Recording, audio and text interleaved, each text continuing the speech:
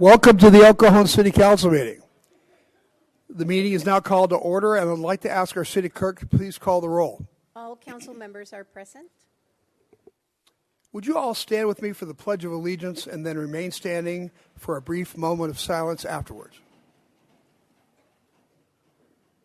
I pledge allegiance to the flag of the United States of America and to the republic for which it stands, one nation, under God, indivisible, with liberty and justice for all.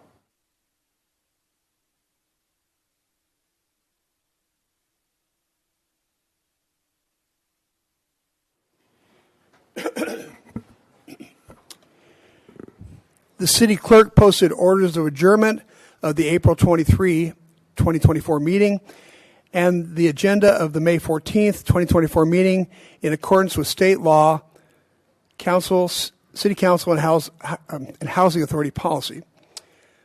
We have several presentations on today's agenda. The first one is a presentation from the El Cajon Library. I'd like to invite Branch Manager Gina Bravo to share with us about this.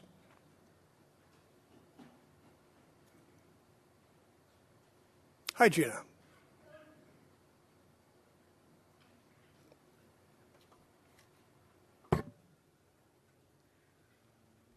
All right. Good afternoon, Mayor Wells, City Council, and City staff. Thank you for this opportunity to speak. I'm Gina Bravo, Branch Manager of the El Cajon Library, and I'm here to share some of the County Library's upcoming programs and introduce our youth and adult service librarians, Carmen Ruiz and Angelica Snyder. As a reminder, we're on 201 East Douglas Avenue. We're open 7 days a week, and our hours and latest updates are always available on our website, or you can find us on social media.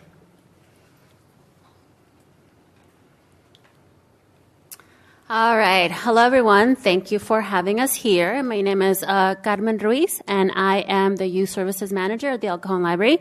I am super excited to talk to you about one of my favorite times of the year, summer. Summer is coming, and with the heat waves come the programs we love to put on for our community. Our summer learning program runs from June 1st until August 31st and encourages kids and teens to read throughout the summer in order to prevent summer slide. Along with the reading program, our library will host performers and events to encourage participation and build community before school starts. We encourage all families to register to receive a free library card to check out books, movies, access our databases, use our public computers to print, download the Libby app to check out ebooks, but you do not need a library card to come in. So make sure to come on by and enjoy our free programs. Last summer, El Cajon Library partnered with Feeding San Diego to provide food for over 100 households weekly. This summer, we will host a performer and food distribution every Thursday from June 20th until August 1st. We encourage participants to bring their own bags when picking up food. Here is a breakdown of what our weekly summer programming will consist of, and we do have pamphlets for you guys to take home as well. Summer story time will be on Mondays, 10:30 a.m. for kids ages 0 to 5 and their families. Construction Club Tuesdays at 5 p.m. is craft and Lego building for kids ages and up. Tween Tuesdays at 5 provides interactive activities for kids ages 8 to 12. Kids Corner performers are Thursdays at 10:30 a.m. For kids of all ages and their families. We have musicians, magicians, animals, and other wonderful performers stopping by for the summer. And last but certainly not least is the Feeding San Diego Mobile Food Pantry, Thursdays from 11:15 to 1 p.m. Produce and dry goods for all community members. In June, our Friends of the Library also give out scholarships to our graduating teen service learners. Our teen service learners are volunteers who give back to the community while learning work experience for school requirements or college applications. We are accepting applications for our summer sessions in a couple weeks, so please tell your teenager ages 14 to 17 to pick up their application at the library. We are excited to bring free programming, free resources, and free food to the city of El Cajon this summer. Don't forget to stop by any day of the week, as the El Cajon Library is also a cool zone. Good afternoon, everyone. I'm Angie Snyder, Adult Services Manager at the El Cajon Library. The El Cajon Library offers resources for all members of the community at every stage in life. Some of these photos depict the variety of services and programs our library staff provide for adults of all ages. Our computer classes give community members with limited digital literacy skills the ability to engage with the internet more comfortably. Our Morning Friends program provides adults with developmental disabilities and their caregivers the space to make crafts, play games, enjoy music, and listen to guest speakers, with support from friendly library staff. Our Seeds and Sustainability project aims to promote gardening and access to homegrown food. Come on in and pick up some seeds during your next visit. Our art exhibitions give local artists a space to share their work with the community and celebrate our diverse cultures. We are looking forward to bringing exciting free programming for adults in our community. If you're feeling creative, join us next Tuesday, May 21st, for a zine workshop. You can create a mini zine and learn about zine culture. Or, on May 28th, embark on a transformative journey of inner peace with an introductory meditation class. We're happy to share that Jewish Family Services will offer a 10-week citizenship course starting June 18th. Our first annual summer painting series will be on Sundays starting in June. This is a free 9-session beginning acrylic painting series. Sign up at the library. A free presentation by San Diego Master Gardeners about container gardening. This is a perfect presentation for anyone with limited outdoor space to plant. We have so much more to offer. Come on in and pick up a calendar or sign up for our monthly newsletter to stay in the loop about upcoming events. We are always looking forward to working with our community partners to provide valuable resources to our community. We're happy to work with a large number of local and county-wide organizations to ensure El Cajon citizens have the best resources available to them all under one roof. We are also very proud of our city partnerships, where we've been on site during such fun events at Winter Wonderland, the Public Works Department's Bike to Work pit stop, and providing outreach at the downtown El Cajon Business Partners vibrant car shows. We just hosted our second free legal law clinic on May 10th, provided in partnership with the East County Bar Association, San Diego Law Library, and Legal Aid Society of San Diego. Currently, we are working with Laubach Literacy Council of San Diego County, providing ESL classes twice a week. And UCSD is offering an Introduction to Computers and Technology 10-week course in Spanish. We're excited to announce that we have received a prestigious Library Innovation Lab Award from California Humanities in partnership with the National Endowment for the Humanities. This nationally recognized program supports public libraries as they provide welcoming experiences to newcomers and strive to build more inclusive communities. And in addition, San Diego County Library is among 30 finalists for the 2024 National Medal for Museum and Library Science. San Diego County Library is one of 4 selected institutions in California and the state's only library selected as a finalist this year. The National Medal awarded by the Institute of Museum and Library Services is the nation's highest honor given to museums and libraries, having a significant impact in their communities. The winners will be announced in late May. And that concludes our presentation for today. Thank you, Mayor Wells, for the opportunity to share with you and our amazing City Council and staff. It's been a pleasure continuing to work with the City of El Cajon. I wanted to acknowledge how much we appreciate working with the City Manager's Office and all of the ECPD officers and EMTs who have responded compassionately to our calls for service throughout the year. We look forward to continuing to support the citizens of El Cajon alongside all of you and hope to see you this summer at the library. Before you go, council members may want to ask questions or say something. I love our county libraries. My mom and my mother-in-law bring our kids all the time, and they can spend the whole day there. And I have to say, you have the coolest last name in the world. Bravo. Fantastic. So bravo. Thank you. Okay. Well, thank you so much. Have a great summer, and let us know if there's anything we can do to help you. Thank you.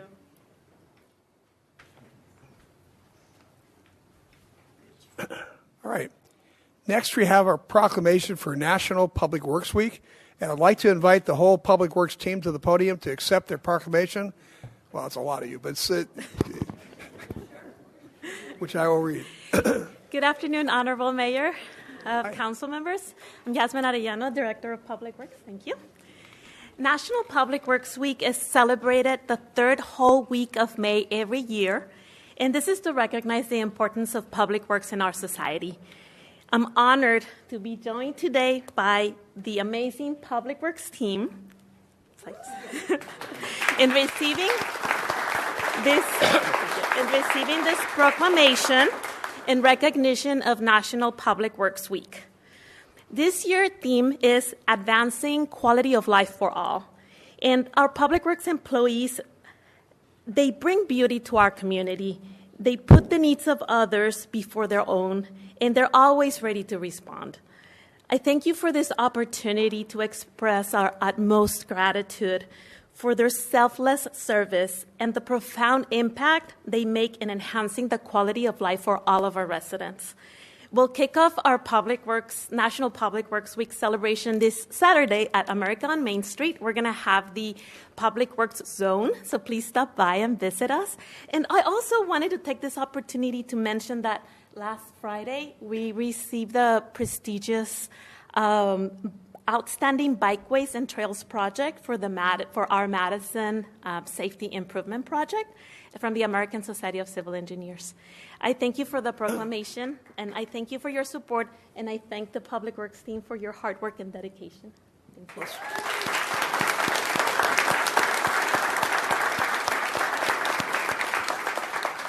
That's very impressive. Well, I have a proclamation to read for you. Thank you. Whereas public works professionals focus on infrastructure, facilities, and services that are vital of importance to sustainable and resilient communities and to the public health, quality of life, and well-being of the people of the city of El Cajon. And whereas these infrastructure facilities and services could not be provided without the dedicated efforts of public works professionals, who are engineers, managers, and employees at all levels of government and the private sector, who are responsible for rebuilding, improving, and protecting our nation's transportation, solid waste systems, public buildings, and other infrastructures and facilities essential for our citizens. And whereas it is in the public interest for the citizens, civic leaders, and children in the city of El Cajon to gain knowledge of and to maintain an ongoing interest and understanding of the importance of public works and public works programs in their respective communities. And whereas the year 2024 marks the 64th annual National Public Works Week, sponsored by the American Public Works Association. Now, therefore, I, Bill Wells, Mayor of the City of El Cajon, together with the City Council, do hereby designate the week of May 19th through 25th, 2024, as National Public Works Week. And we urge all citizens to join with representatives of the American Public Works Association and government agencies in activities, events, and ceremonies designed to pay tribute to our public works professionals, engineers, managers, and employees, and to recognize the substantial contributions they make to protecting our national health, safety, and quality of life for all. Signed this 14th of May, 2024. Congratulations. Thank you very much.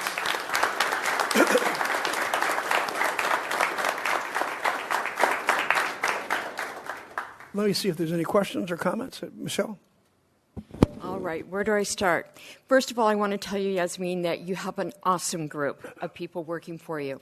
Second, I want to tell the guys that are working out on the street how much I appreciate you guys cleaning up our encampments, stepping in when Caltrans or the county is not doing their job, and you guys are stepping up and putting your lives out there to clean up, to keep our communities clean. I appreciate that. The residents have noticed that, and it's super important that you get recognized. And I know it's tough. It's not a nice job, but thank you for doing it. The third thing is, every time I've met with one of your staff, Yasmin, whether I'm driving by and I see someone painting curbs, I stop by, hey, what you doing?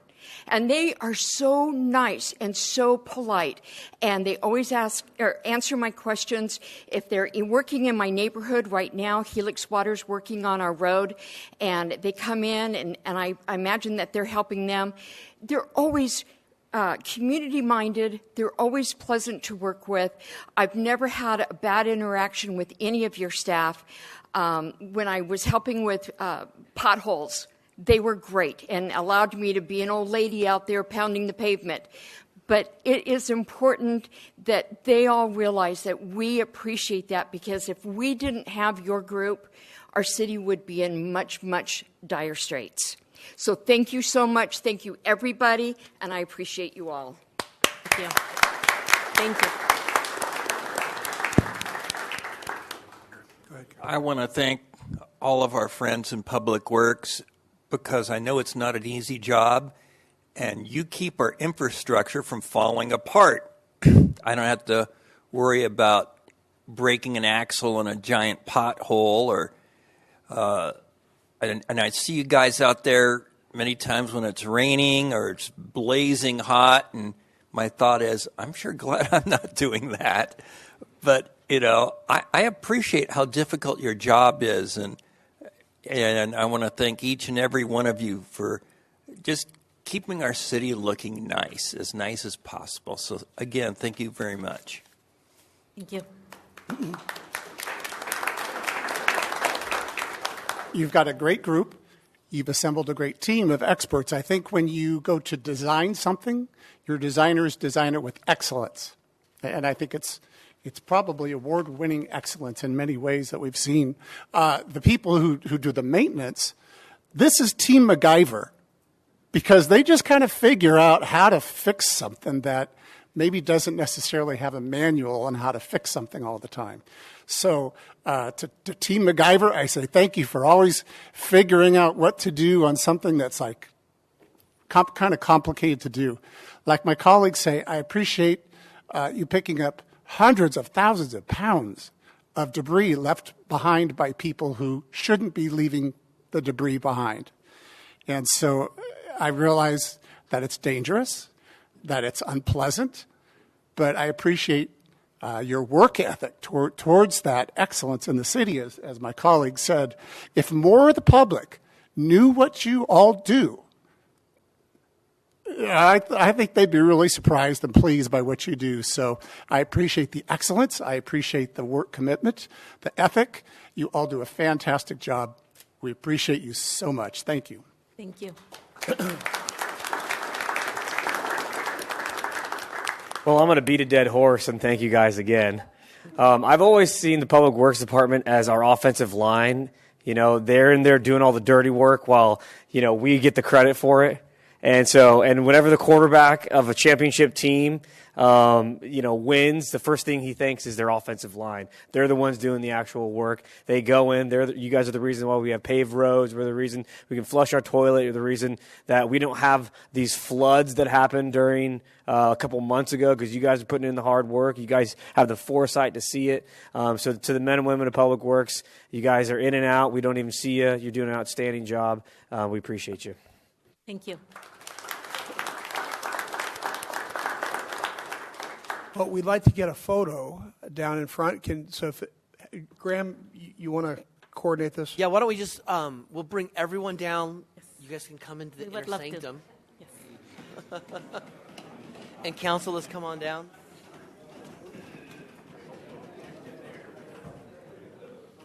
Okay. So while they're doing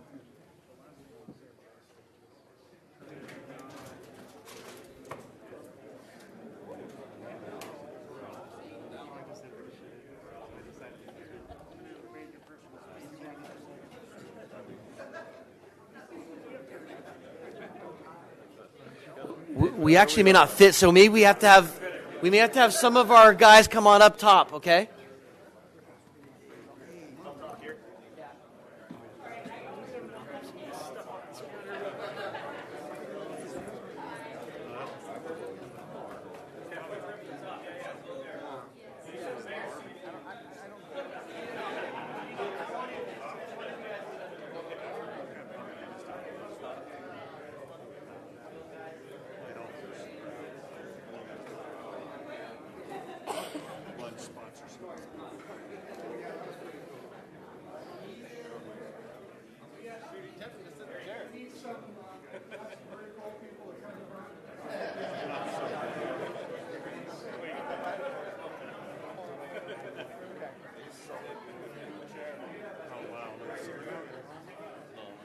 Raul, you are the end of the photo, so everybody has to get in front of you.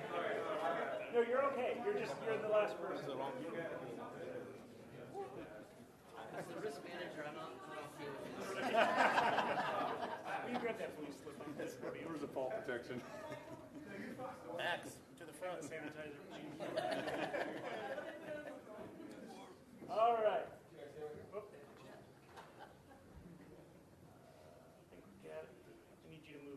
Last person.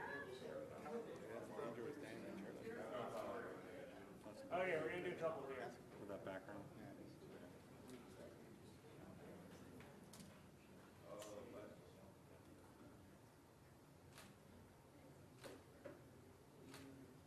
Everybody smile, pretend you're happy about this.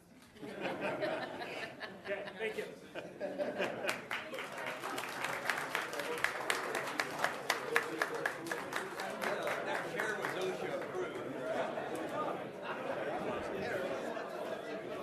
You'll send me photos?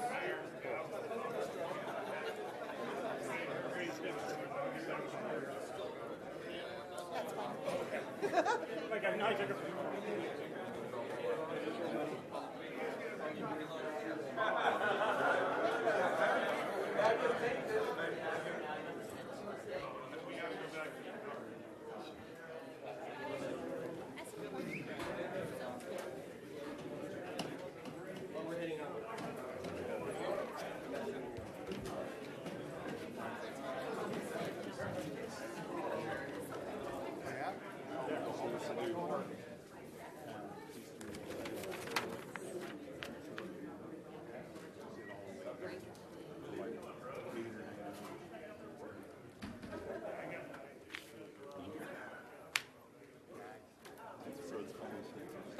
Yeah, it's good for you, huh?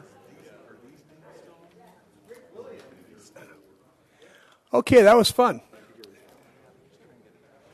Our next proclamation is for Bike Anywhere Day.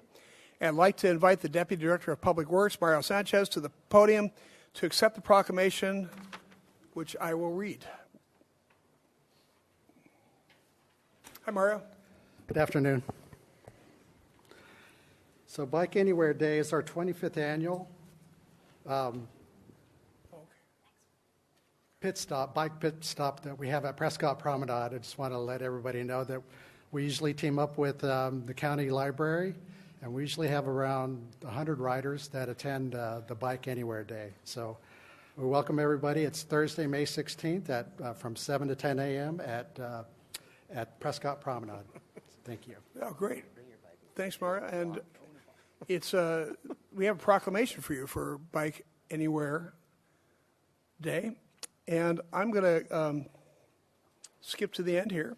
It says, now, therefore, I, Bill Wells, Mayor of the City of El Cajon, together with the City Council, hereby proclaim the 16th day of May, 2024, to be Bike Anywhere Day in the City of El Cajon. We further encourage residents and employees to recognize the importance of sharing our streets and highways with cyclists and to participate in cycling activities to whatever extent possible on Bike Anywhere Day and throughout the year. Signed this 14th day of May, 2024. Thank you very much. I just want to mention, you can sign up at sandag.org to get a free T-shirt or come down to our pit stop and get some refreshments as well. Thanks. Thank you. Very much appreciate that. Next, we have a presentation about America on Main Street. I'd like to invite Director of Parks and Recreation, Frank Carson, to tell us about this. Hi, Frank. Good afternoon, Mayor. Oops. Oh, man. Okay. All right. So we have America on Main Street coming this Saturday. I don't think I can top what Public Works just did with their presentation, but they will have a public works zone there, as they talked about.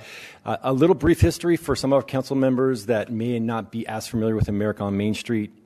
Following the centennial celebration in 2012 that we had here in El Cajon, the City Council directed city staff to create an event. Councilmember Kendrick was on that subcommittee that actually celebrated all of El Cajon, the diversity of El Cajon, and Americana, and America on Main Street was born from that. We are now in our 10th year of America on Main Street.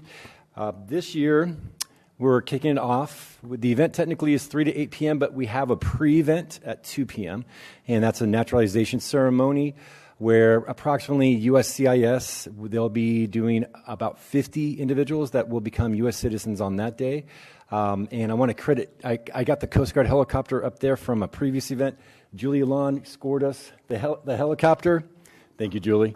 And it's supposed to be flying over about 2:45. They're the ready team, so if they actually have to go make a rescue, then they won't be coming, but that's what's scheduled right now. It's nice to have that pre-event because right when the event starts, right at 3 p.m., we have a captive audience there already because it's not just those 50 people. If you multiply those by at least 3, we'll have at least 200 people to start the event right away in that bulk area. So that's the nice thing about having a pre-event when you kick off an event like this one. This event's a little different where we have a Foodie Fest event. It's our event within the event. We bounced around a few different ideas of stagger starting Foodie Fest, but ultimately city staff decided on doing a VIP with limited tickets from 3:30 to 6:30, just so not at that 3:30 time it wasn't just bottlenecked. So if they want to pay $5 extra and we only have a limited amount of tickets for VIP, then they can come at that time. Otherwise, they can do the general admission at the varying times and ages as you see on the screen. That photo was actually taken at our original Foodie Fest back in 2021. As in previous years, I know the mayor likes to say that this is the Del Mar Fair comes to El Cajon, and that we have the free rides here in El Cajon, and we're calling this El Cajon's biggest block party. So if anybody asks you what America on Main Street is, it's El Cajon's biggest block party, or the fair comes east, however you want to say it, however you want to get it out there. We'll have amusement rides like you see the roundup there. We'll have a zip line this year, a little different than we're experimenting with that. We do have a trackless train that we'll be driving around. I'm going to try to be the conductor a few times, so that'll be fun. We're going to have approximately 21 different type of free entertainment performances. Some are going to be cultural. Some will be rock and roll. Some will be like the harpists here. We're also going to have street performances and a few other acts. We'll have stilt walkers there as well. So it's going to be a variety of opportunities for people to be entertained. And again, all the entertainment is free. We have a lot of free activities. So we have air jumps throughout the event. We have face painting.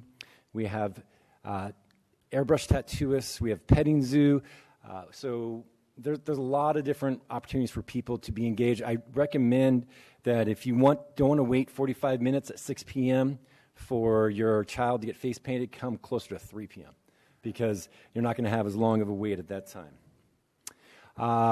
Something unique this year, and Heather Carter, one of our managers, set these up. We had the Wired Fiber race. So Wired is a new sponsor this year, and they're putting together a race where we'll actually give out prizes. I believe they're scooters, and it'll be at 4 p.m. for ages 12 and under at Clydell and Main Street, so they can do a Wired Fiber race there. And we'll have an opportunity during at 5 o'clock p.m. We'll be giving out bicycles to community members. You can join that opportunity drawing up until 4:45 p.m. at the Prescott Promenade at the big orange rec squad van. As Yasmin mentioned earlier, we got the Public Works Zone, and they'll have a lot of their gadgets there. This is one of their more cooler features where they destroy a melon that they like to feature. So I always like to kind of show you guys that. Some of our event marketing, of course, we have the billboard. We'll be sending out more emails. We sent out 2 emails earlier in the month. We'll be sending out more emails this month, text messages. We have 14 different street banners, flyers, posters, news releases. It was on the back cover of the spring newsletter. Our marketing engagement manager has done social media posts. We have mailers that actually went out today to the post office. You see some examples like right there on the screen of the front and back of the mailers promoting the event. And then the desktop image on the Chromebooks will go out tomorrow for the school district. So we've definitely there's more than that. We've definitely hit at least 7 times each individual in El Cajon. So you want to hit everybody at least 7 times. That's our goal, and so that's what we're stretching right now. And I'm just going to wrap it up there. If you have any questions or any feedback. Thanks, Frank. Any questions? Steve?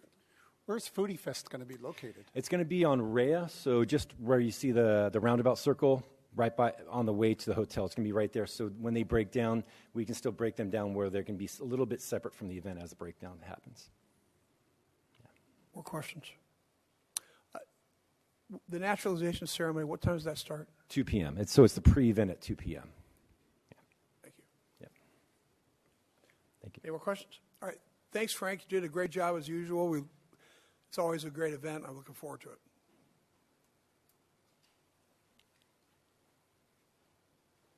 it. All right. We are at agenda changes. Staff, do you have any agenda changes? No, sir. Council members? We're consent items. Consent items are routine matters enacted by one motion according to the recommendation listed below. With the concurrence of the City Council, a council member or person in attendance may request discussion of a consent item at this time. Council members, do you wish to pull any of the consent items? Steve? 6 and 7. 6 and 7 it is. Staff, do you have any? No, sir. Let's start with number 6. Okay, just a comment on 6 and 7. As a member of the Sandag Public Safety Committee, recently the committee put out its annual report of public safety allocations in the San Diego region just last week. Of the 18 cities in the county, only one city allocates more than 40% of its general fund to public safety, law enforcement, and that is the city of El Cajon. 47% of our general fund budget goes to our police officers. The next nearest is the city of Escondido at 39%. So per capita, no other city, well, other than Coronado, which Coronado's Coronado. But, no other city has a higher per capita investment in law enforcement than the city of El Cajon among all the cities with things. So the reason why we allocate that much money to law enforcement is very simple. Very simple. The law enforcement group here has earned the trust of this council because of the excellent judgment. Over 70,000 calls for service day after day, and that's why we allocate this much money to the law enforcement group. So it's my pleasure to make a motion to approve all consent items on the agenda. Excuse me, sir. We do have a speaker card? Yeah. For item 6, and that would be Milad Tilko.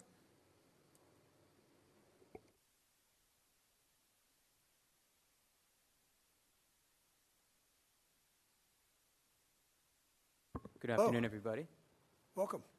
Thank you, sir. Milad Tilko, I'm the president of the El Cajon Police Officers Association. It's Anthony Vihil, who's a board member with us. We want to extend our heartfelt gratitude towards you guys making this negotiations process a very smooth and transparent process, and we really appreciate it.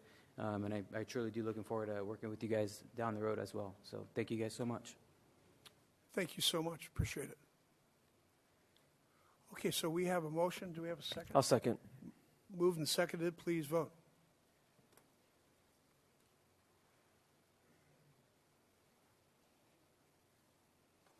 Let me reset that vote, please.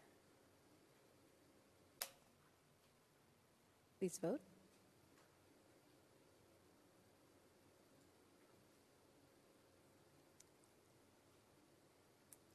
Mr. Kendrick, could I please get your vote? Thank you. Thank you. And that motion carries by unanimous vote. All right, we're now at public comment. At this time, any person may address a matter within the jurisdiction of the City Council Housing Authority successor agency to the El Cajon Redevelopment Agency that is not on the agenda.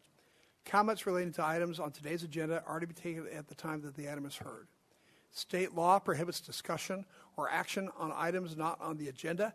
However, City Council and Housing Authority members may briefly respond to statements or questions, and an item may be placed on a future agenda.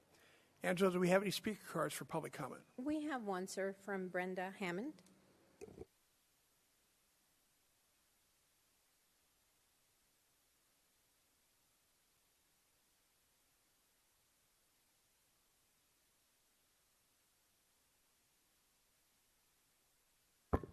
Hi, Brenda.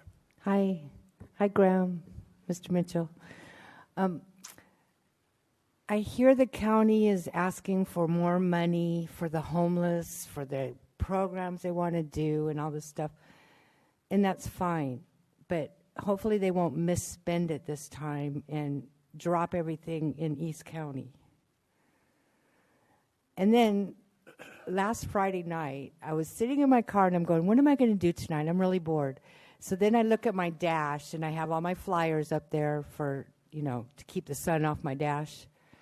and I saw, oh, El Cajon, oh my God, I'm going to miss the concert. So I got there a little late, but it was so much fun. Thank you so much for having those. It was a great time. Thank you. Thanks, Brenda. Any more? No other speakers, sir. All right. There are no written communications on today's agenda. That brings us to public hearings, and we have 2 items to consider. Item 14 is a zoning code update, and Noah is here to tell us all about that.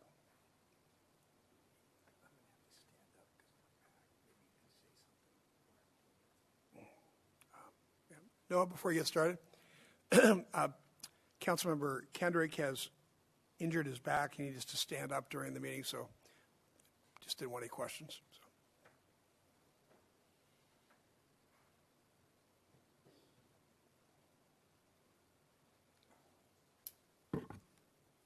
Hi, Noah. Good afternoon, Mayor and Council. Thank you so much. Noah Alvegan, Deputy Director for the Community Development Department, presenting a zoning code update that we do periodically. Today's zoning code update covers essentially 3 topics. We're looking at economic development, housing, and then we have a miscellaneous category to cover a few things that were directed by Council earlier this year and last year. So for economic development, the update does propose to allow recycling centers in commercial zones. Currently, our recycling centers in commercial zones can only accept bottles and cans. We're looking to expand that so they can also accept cardboard, e-waste, and metal. The update also proposes to clarify a prohibition for intoxicating hemp. The idea there is to align that with our existing prohibition on cannabis. That relates to federal law, the 2018 Farm Bill, which created some ambiguity when it comes to intoxicating hemp. And so we're bringing that forward to clean that up and make it clear in the zoning code that that's not allowed. And then the last one on the economic side of things is an adjustment to the land use table. For some reason, dance studios are regulated differently than martial arts studios, so we want to make sure they're treated in the same fashion. So we're cleaning that up.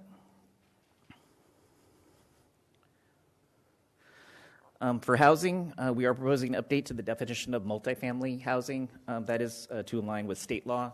With a lot of the changes in state law related to accessory dwelling units, they now count 2-family dwellings as multifamily units. So we're updating that definition to align with state law. We're also doing a reduction in the minimum percentage of windows that are required on residences. That's in response to some comments that we received from the public as they were processing permits. So we think that would be a good change. It would only apply to those facades that aren't facing streets, so only on interior sides of buildings. Then we're also proposing to allow tiny homes in lieu of ADUs. So it wouldn't be a tiny home in addition to an ADU. It would just be a tiny home rather than an ADU. And so they would also be required to connect to the sewer and electricity, but they would just be a different alternative to ADUs that would essentially be cheaper for homeowners to implement. And then the last one is we're proposing to allow covered porches to encroach further into front and side yards than they previously did. So just an example here, on the top photo, you can see kind of a standard single-family home. Currently in the zoning code, you can have a front porch that extends off of that front door coming out 6 feet into the front yard, but you can't have that be covered if it encroaches into the front yard setback. So on the bottom, you can see that same home with a covered entry. We think that aligns with the design standards that we've implemented for single-family homes, and it provides a good alternative for more covered space in the front yard as well.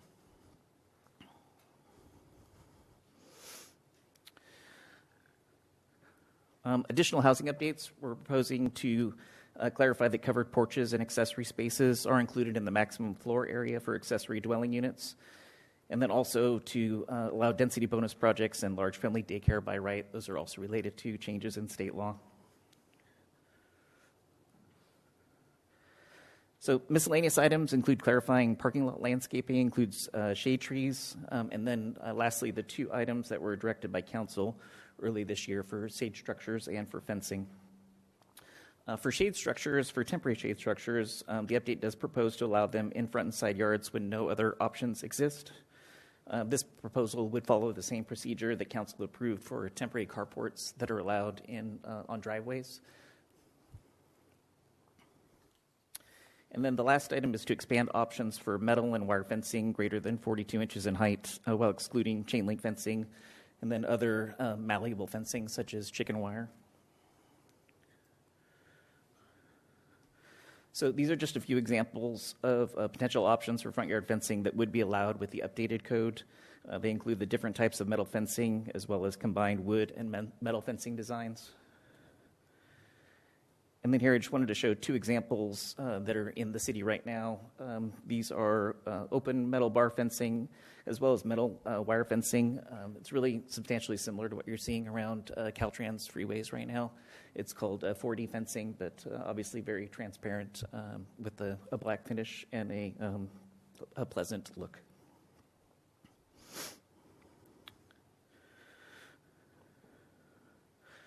Just with regards to fences, I also want to note that the code currently allows exemptions to the fencing regulations through an administrative zoning permit, so that isn't changing. So even though we're changing the height of fencing that would be allowed and the types of fencing, if someone wants to come in with something that's slightly different, there's still the authority in the code for staff to approve that, making sure that it's safe and visible so that there's no safety issues for coming in and out of driveways, and then also that it's still aesthetically pleasing.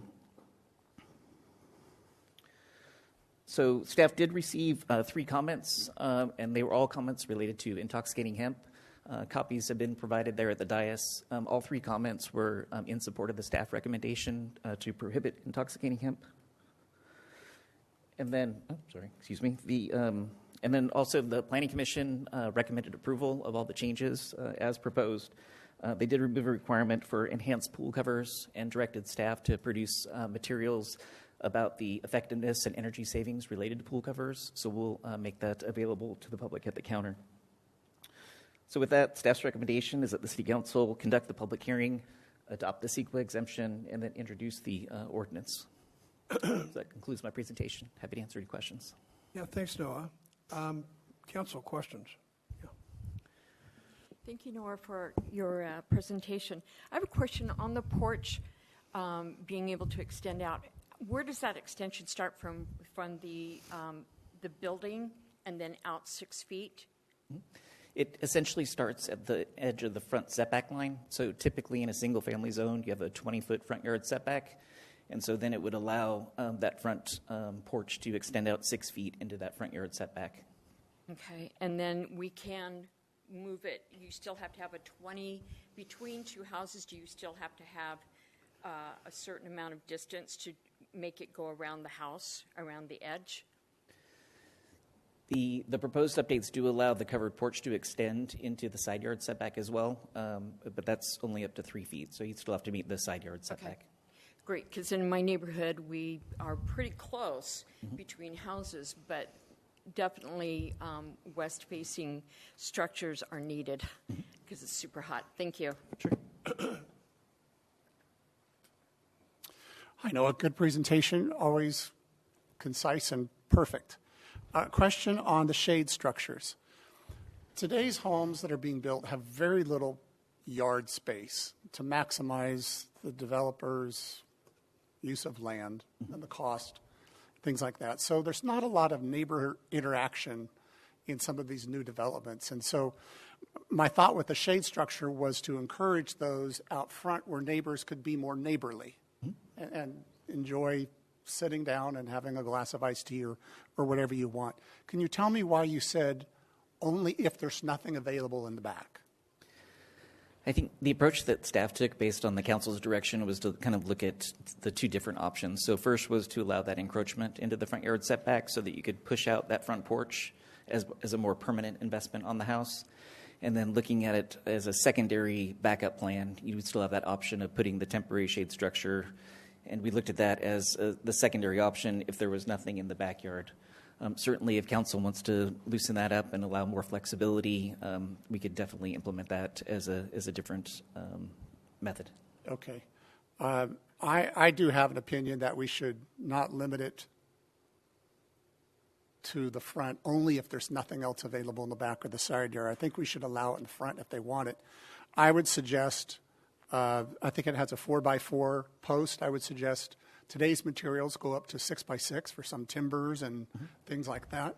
And I think really a lot of this has to be under the judgment of the staff's administrative zoning permit, which allows a lot of flexibility for the design, the look, to ensure that it's not a concrete pad, things like that. There are still options available for articulating umbrellas and things like that, which are good. But I guess when we get to a motion, I'm going to ask that we remove the paragraph 3, no other feasible location part, and make it 6x6 instead of 4x4. But thank you. I love your thing for tiny homes. We're trying to get as much as we can in terms of that.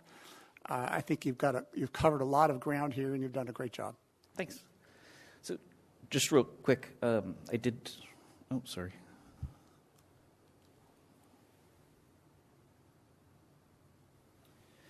I provided this slide just as an example. What we're seeing a lot of is the Costco style pop-ups, and so the 4x4 post would just be a minimum size. We were trying to exclude kind of the type of 10x10 pop-up tents that you would see like in a parking lot prior to like a baseball or football game. So the intent of the code update was just to have the minimum requirement be the 4x4 posts. Then we'll need to change paragraph 4, which says with posts or columns no greater than 4 inches by 4 inches. So if it's minimum 4 inches by 4 inches, I agree with you. Okay. Yeah, I agree with Councilmember Goebel's comments. I also appreciate the Planning Commission's proposed amendment with regard to pool covers in lieu of pool covers, the handout. I love that idea. This might be related to tiny homes, but did SB 9 get overturned? Is that no longer the lot splitting? Did that get overturned? There was a case in LA County where a judge made a decision to overturn that, but it'll be proceeding through the courts. So we've conferred with the city attorney's office in relation to the LA County decision, and we're not taking any action at this time. Okay, so currently SB 9 still stands with a lot split. Yeah, Councilmember Ortiz, there's a Superior Court decision. It has no precedential value down here in San Diego. Got it. Really, it probably doesn't have any precedential value except to those agencies in LA County that were either participants or sit in the same shoes of those charter cities. Okay, thank you. Those are all my comments. Thank you, Noah. Appreciate it. Michelle, go ahead. Going back to Mr. Goebel's comment and Mr. Ortiz's comment about the pop-ups, is that allowed when you're working on your car, you're trying to, do some work in your driveway and it's super hot? Are you allowed to put them up like temporarily for a few hours and then take them down? Yes. Okay, so we're not going to get dinged for that. No. Okay, thank you. Okay, Gary. What's considered temporary? How long? Well, in the zoning code, temporary use permits, there's discretion by the Director of Community Development to have those be for a specific duration. Within the context of a temporary structure in the front yard, we're proposing to require an administrative zoning permit, which would allow the building official to evaluate the type of structure and what methods are necessary to ensure that it's safe. So something that was of lighter weight, different than like the Costco canopy, it might need some additional anchoring or other conditions of approval to place on it. And so I think within that context, the temporary shade structure is just that it's not a permanent building. It's just the allowance of placing that structure in the front yard. Okay. What I'm concerned about are some of these like blue tarps on a half-an-inch hollow aluminum pole. Yeah. And a lot of times those end up looking really tattered after a while. Mm-hmm. How would you address that? We would address that through the administrative zoning permit. So we would first, require the design of it to be similar to the example I showed for the Costco type structure that we're seeing a lot of. And then we could address the design standards through the approval of that administrative zoning permit.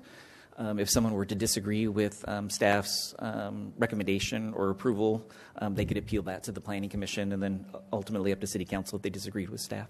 So would a structure with the aluminum like I described and one of those blue tarps, would that be approved? It would not. That was the intent of having that limitation of the 4x4 post. So we got the quality temporary design. Okay. setting that aside from the beginning, and then anyone could propose anything. So if they wanted to propose that blue tarp, staff wouldn't approve that, but it could be appealed. Okay, that sounds good to me. Thank you. Mm-hmm. Anybody else? Quick question about the recycling. Mm-hmm. So, can you go back to the slide about the cycling? Sure. Recycling.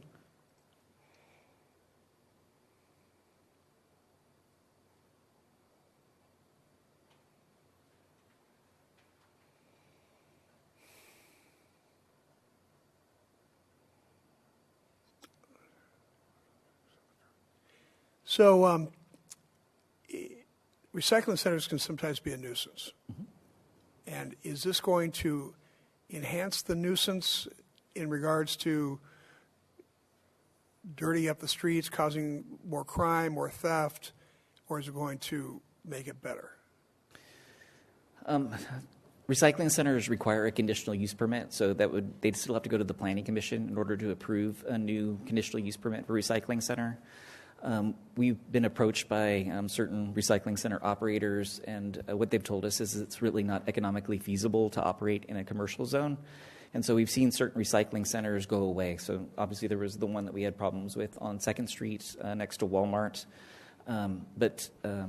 So we think there's an opportunity to still require the conditional use permit, allow the additional cardboard, e-waste, and metal recycling.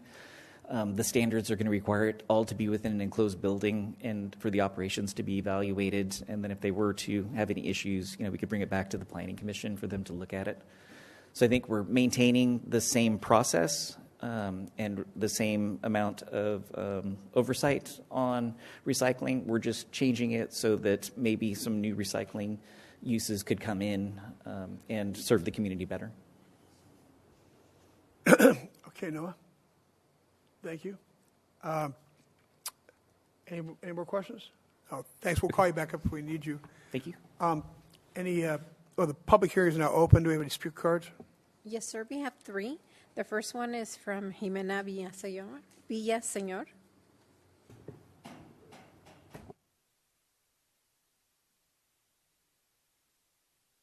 Hi. How are you? I'm well, thank you. Good afternoon, Mayor Wells, council members. My name is Jimena Villaseñor, policy analyst from the San Diego Regional Chamber of Commerce. And on behalf of the Chamber and over 2,200 small, medium, and large employers in our region, we fully support the proposed zoning code changes, particularly the ones regarding the hemp-related regulations to clarify prohibition on intoxicating hemp. As we know, hemp and cannabis both originate from the same plant but are regulated differently under local, state, and federal law. And as the Deputy Director said, back in 2018, the Federal Farm Bill created some discrepancies within these regulations and fostering the popularity of CBD products used for pain relief, anxiety, or other disorders. However, intoxicating hemp products have also gained popularity using a loophole in federal law that measures THC content by weight rather than intoxicating effect. And while the city of El Cajon currently prohibits commercial cannabis operations, the emergence of intoxicating hemp poses a significant threat to public health and safety, and the current lack of regulation surrounding intoxicating hemp raises concerns about their accessibility, particularly to our youth, that are being presented through mislabeled products. And actually, just last month, Governor Gavin Newsom directed the state's Department of Public Health and Department of Alcoholic Beverage Control to issue notices addressing the sale and distribution of illegal hemp products, which have been seen being sold at retailers, convenience stores, and bodegas. However, more action is needed to further close the loopholes and increase enforcement. And we believe that El Cajon's legislative action to prohibit intoxicating hemp can serve as a catalyst for other regional leaders to address this issue. And as neighboring jurisdictions grapple with similar challenges, your support on this update would set a precedent and encourage collaborative efforts to address the proliferation of intoxicating hemp products. So with that in mind, we extend our gratitude to city staff for implementing this crucial public safety update to the city's zoning code and urge city council to approve these changes. Thank you. Thank you. Gina Austin.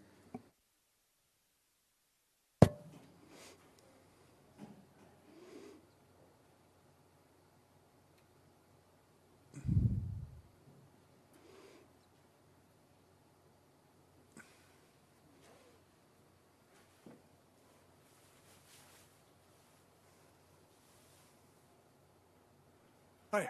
Hi, thank you, Mayor and Council, for the opportunity to speak to you. My name is Gina Austin, and I'm a land use attorney here in San Diego County.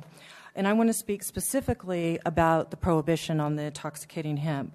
For those of you who haven't heard of intoxicating hemp prior to today, I've given you a handout that talks a little bit about what it is and how dangerous it is. And to look at it in a nutshell, they've taken CBD and they've chemically manufactured it into all kinds of other things. Think of it like spice or the bath salts. That's what's going on with this. And so what we're looking at is closing that loophole, not allowing that to exist in a city that doesn't allow cannabis to occur in its city. Before the Planning Commission, I stopped by the Shop and Go at Parkway Plaza, and I picked up a slew of gummies and edibles that were all attractive to children. I don't have them because I passed them out to Planning Commission and then I left before it ended, so I don't know where they happened to end up. But I did stop by the Mr. Smoke Shop on my way here, and I picked up this Stizzy X Blend, which are gummies, and this vape pen, essentially, that is HHC, which is on your list. So HHC, about the same as cannabis in terms of its intoxicating effect.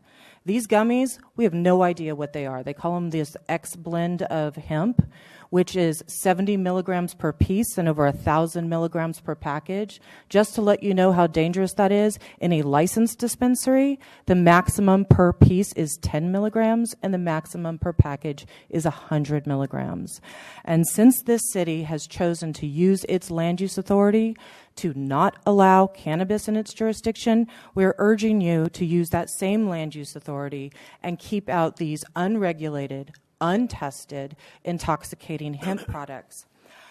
As Jimena mentioned, you're going to be leading our jurisdiction in this, but you should know that every city within the jurisdiction, within San Diego County, has draft language before it. We expect a board letter being drafted by Anderson's office and co-authored by another member to be sent to be before the board by the end of the month, maybe beginning of next month, that will direct staff to draft a similar ordinance for the county. There's draft language before Chula Vista, Lemon Grove, City of San Diego, Oceanside, Carlsbad, you name it. We are working because people don't shop by city lines. So please help us control this problem because it's taking the state and the feds so long to do it. Let me see if there's any questions. Ma'am, I have a question for you. Yes. Where are most of these sold? Are they liquor stores and head shops or small markets? Are they any, can you buy it at Vaughn's? Well, you can't buy these at Bonds, but Total Wine and More, which you don't have in your city, I don't believe, has started selling beverages, which is the cease and desist that Jimena mentioned. But for the most part, you're seeing it in liquor stores, bodegas. What's a bodega? Like an AM, PM kind of store, just a little shop. Okay. That'll sell maybe some groceries and maybe some other things. All of the smoke shops, virtually all of the smoke shops have this product or similar products in them. Okay, thank you. Thanks very much. The last speaker is Rebecca Brandstetter.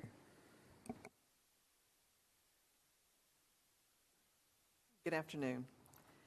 My name is Rebecca Brandstetter. I'm a resident of El Cajon, a public health advocate for CASA, and a convener for the East County Homeless Task Force Shelter and Housing Solutions Group. First, off topic, I was going to thank you for Magnolia Avenue. That was a sweet, smooth ride-in from the 8. Public Works rocks. I'd like to talk to you about a couple of things that are in this, this comprehensive zoning update, and I like them all. The item about movable tiny homes, this looks like a very reasonable balance between the city's need to expand possibilities for affordable housing and the desire of existing residents to maintain the residential character of their neighborhoods. As an affordable housing advocate, I appreciate the city's willingness and efforts to offer a wide variety of affordable housing options. And as a resident homeowner, I appreciate you listening to your constituents and offering creative solutions. For the regarding the density bonus for affordable housing develops the by right approval of developments that have 20% or more affordable. helps us move toward making it easier for developers to choose to build affordable housing here in El Cajon. I appreciate that El Cajon does not want to get into the housing development business. While recognizing that our city needs willing partners to expand our affordable housing inventory and meet our RENA requirements. So while this zoning change isn't the full journey to affordable housing for everybody, it is a very, very good step in the right direction, and I thank you. So I'm going to switch gears a little bit here, put on my, my CASA hat, and talk about the intoxicating hemp. CASA completely agrees with the expanded prohibitions against commercial marijuana activity and commercial intoxicating hemp activity in our city. As you know, CASA has partnered with the city for decades in preventing youth access to addictive substances of all kinds. Intoxicating and or synthetic CBD, THC in any form, whether it's hemp, whether it's cannabis, edibles, salts, you name it, it's right up there on the list of substances that harm our youth and endanger our community.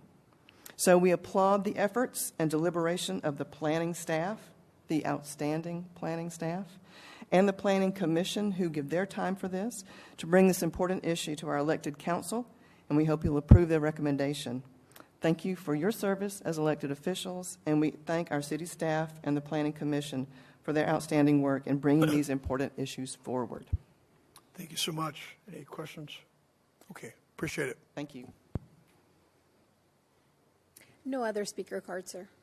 All right, I'd like to make a motion to close the public hearing. Second. Please vote.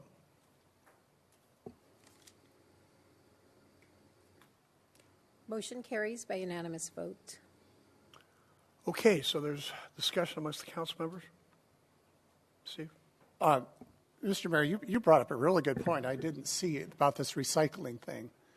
And I don't know that that's the kind of business that we want to expand in commercial zones by right.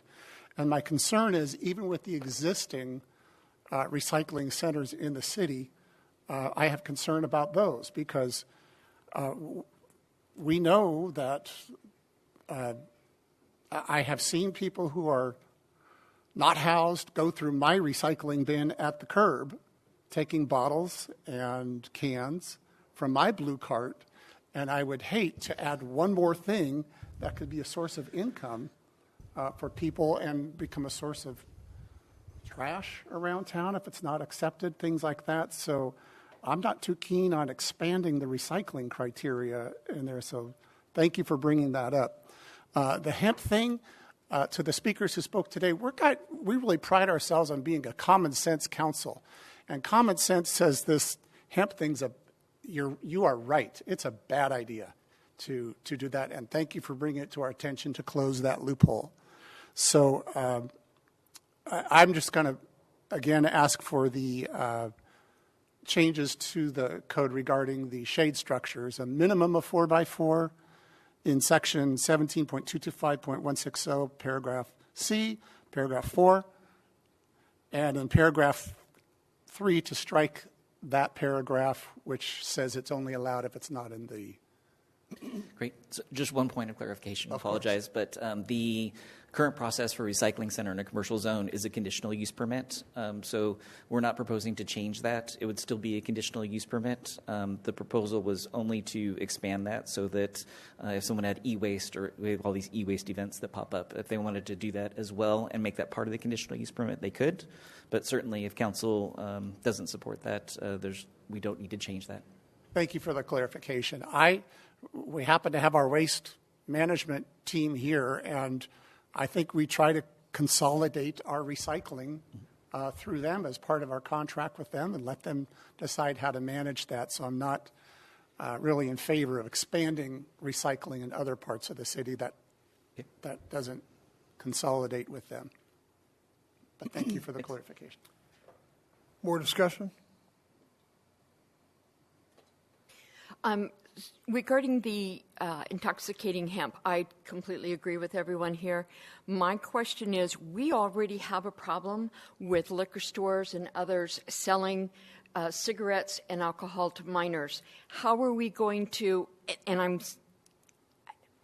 I'm just wondering how we're going to be able to keep this intoxicating hemp from the stores? I mean, should we have a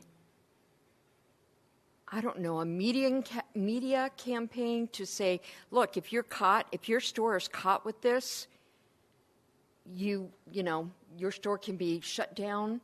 I mean, I'm just trying to figure out, because we already have a problem, so I want it to be a problem in the sense of we need to make sure that it's not on the street. We don't want to turn into Florida where they're doing, all kinds of crazy drugs out there. But I'm just wondering how we can handle that as a city. Ms. Mitchell, we work with a lot of the stores that sell this type of material already on the size of tobacco display they have and flavored cigarettes and other things. We would just add it to the list of things that we would communicate with them, educate them, and then do enforcement with them on. And maybe, is it possible to do a media campaign explaining to residents that it is not as innocent as it seems, that it is intoxicating, the Cheetos that have THC in it? I think the public is not going to know that. The general public is not going to know. If they see a bag of Cheetos in their kid's hand, they may not know that it has THC because they're not going to pay attention to it. If we don't alert them to that problem, I don't know if that's our job or not. Yeah, I don't know if staff has the expertise to dive into that. I would hope the county would take some lead because they have the expertise, and then we could tag on with what they're doing. But that really should be something, in my mind, that would come from county health. Okay. And then we could continue to push out their messaging as they do that. And if they're not doing that, that's something that we would lobby them to work on. In fact, we have been working with them about fentanyl issues and trying to push them to take a more aggressive stance on that. I'm just worried that we're going to have more kids getting involved in this. I did not know that this even existed. And so I just want to make sure that we are educating, as always, educating our public a lot more. And if the county is going to do that, then I'm for it. Thanks. Perhaps we could encourage CASA to look into the possibility of getting a grant to do an educational program on it. And that's a great idea. Those types of partners in our community, they have a lot more strength than we do. So I appreciate that perspective. Yes, Gary.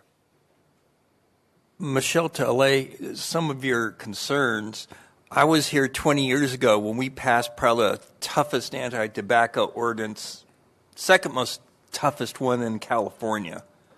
And we started the tobacco licensing ordinance. We were the first one in the San Diego County.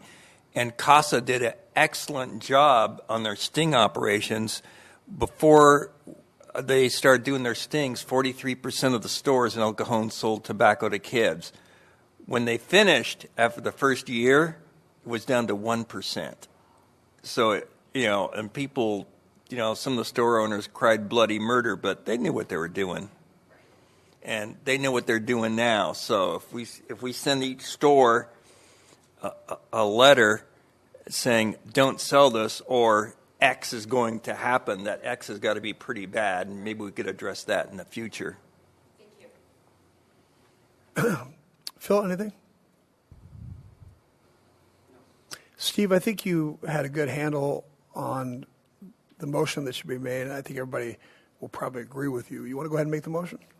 Sure. I will move to do two things. Adopt the next resolution approving the CEQA exemption, and to approve the next ordinance and order approving the zoning code amendment with the following changes.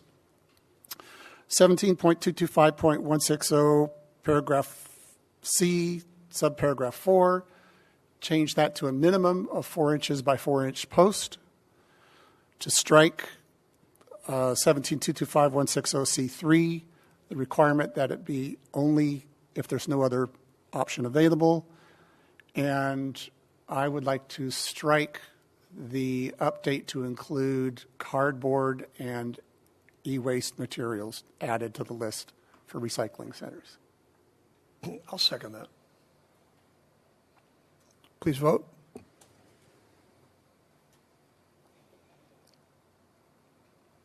Motion carries by unanimous vote, and the title of the ordinance reads, An Ordinance Approving Zoning Code Amendment Number 2024-0001 for Amendment of Title 17 of the El Cajon Municipal Code for Economic Development, Housing, and other minor technical changes, revisions, and edits. All right. Item 15 is for a zoning code update, and I'll ask staff to tell us all about this.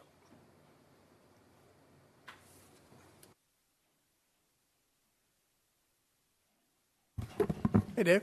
Hey there. Welcome. How are you guys doing? Working.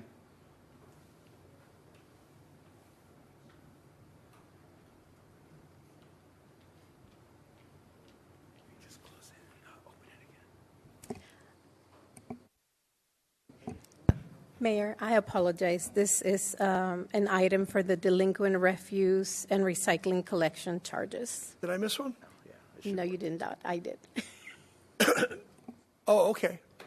All right. Today I'm here with my Public Works hat on, so to talk about delinquent trash and recycling collection charges and liens. Joining me this afternoon is also some members of the EDCO executive team. We have EDCO's General Manager, Carl Scherbaum, if I said that correctly, our Environmental Coordinator, Patrick Osio, and Director of Revenue Management, Cindy Horn. So they'll be here to answer any tough questions. I'll give you the rough overview of what's going on. So as background, the city entered into a franchise agreement with EDCO in January of 2021. As part of that franchise, EDCO provides citywide trash and recycling services to all residents in commercial properties. EDCO does provide exemptions from trash and recycling services provided the customer either self-hauls, meaning they drive their trash to the dump, has a current EDCO commercial account in the city under their name where they dispose of their trash, or the service property is vacant. EDCO also handles our billing for us directly with the customer. When customers fail to pay the bills, the city has the option to assist EDCO by recording a lien on the properties for delinquent amounts. The collected outstanding balances is then remitted back to EDCO. So this public hearing is part of that lien process. So this table shows the historic averages of delinquent accounts dating back to 2017. The green shows the past 3 years of annual liens with EDCO, and the blue shows annual average liens with our city's prior waste hauler waste management. So waste management used to collect 3 times a year, or put liens on properties 3 times a year. So those numbers are roughly averages. As of January 2024, there were a total of 900 delinquent accounts, but you can see here that we're down to 126 delinquent accounts.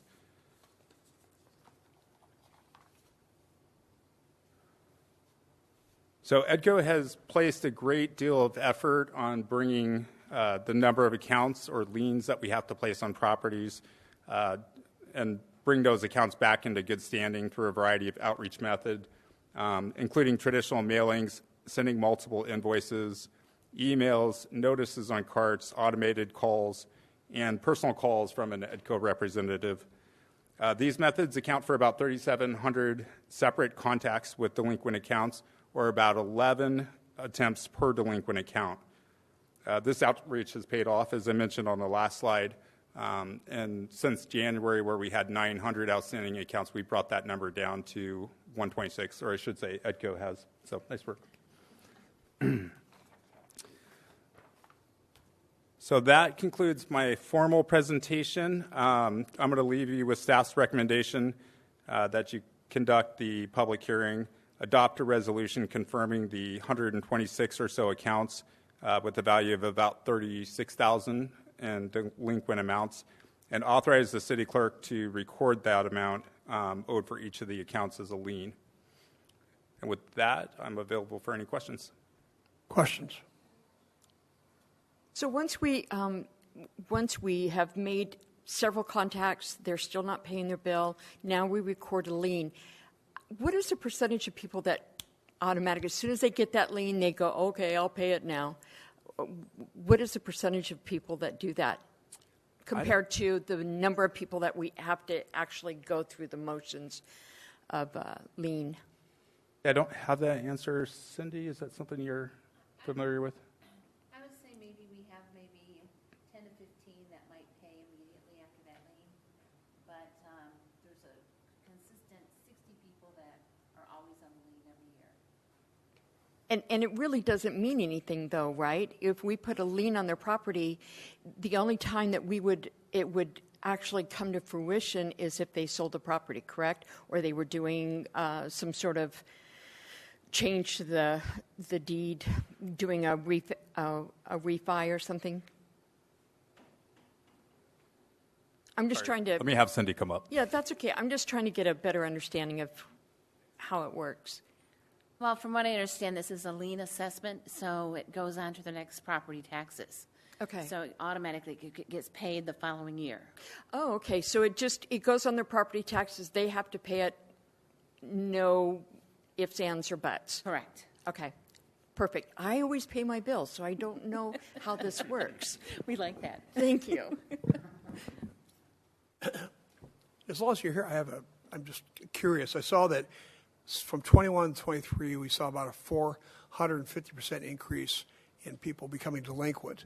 Is that something that is happening throughout the county? Is that national-wide? Are we seeing a lot more people unable to pay their bills? I think that there are more people that are delaying paying their bills, maybe than what we've had in the past. Yeah, so it's really just notifying them, constant contact with them. And one of the main things we've done this year is found owners and educated the owners, because I don't think the owners really knew what the process was. So we've done a lot of education on that side of it this year. Hey, let me see if there's any more questions. Steve? Of the 126, do you know approximately commercial versus residential? It's all residential. It's all residential. Yes. Okay. Do you impose late fees? No, we do not have late fees. Okay, thank you. Anybody else? Thank you. Thank you. Thank you. Thanks. All right. All right, I'd like to open up the public hearing and ask Angela if we have any speaker cards. No speaker cards, sir. Then I'll make a motion to close the public hearing. Please vote. Motion carries by unanimous vote. All right, looking for a motion. Move to adopt the resolution to confirm the list of property owners as delinquent in the payment of their mandatory refuse and recycling service bills, and authorize the city clerk to record that amount owed as a lien on the respective property and forward the list to the county tax assessors for billing on the next property bill.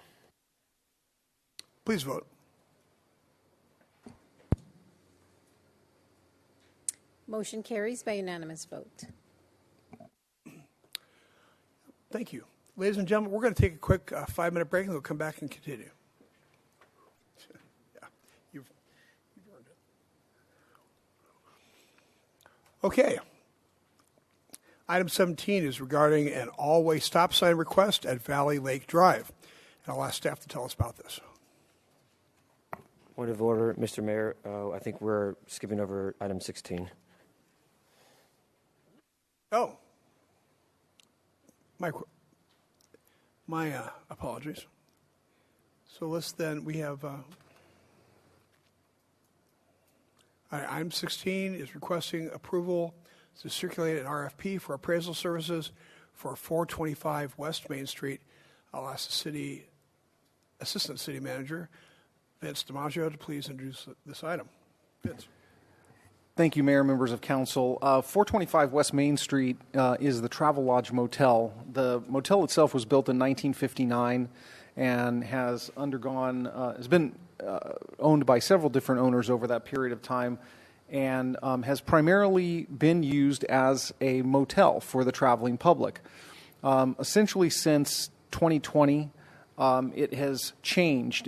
The business model and the operation of the facility have changed to more or less serve emergency and transitional housing services, to the extent that as of February of this year, 71% of the motel, or that would be 30 of the 42 rooms available, are currently used for emergency or transitional housing services.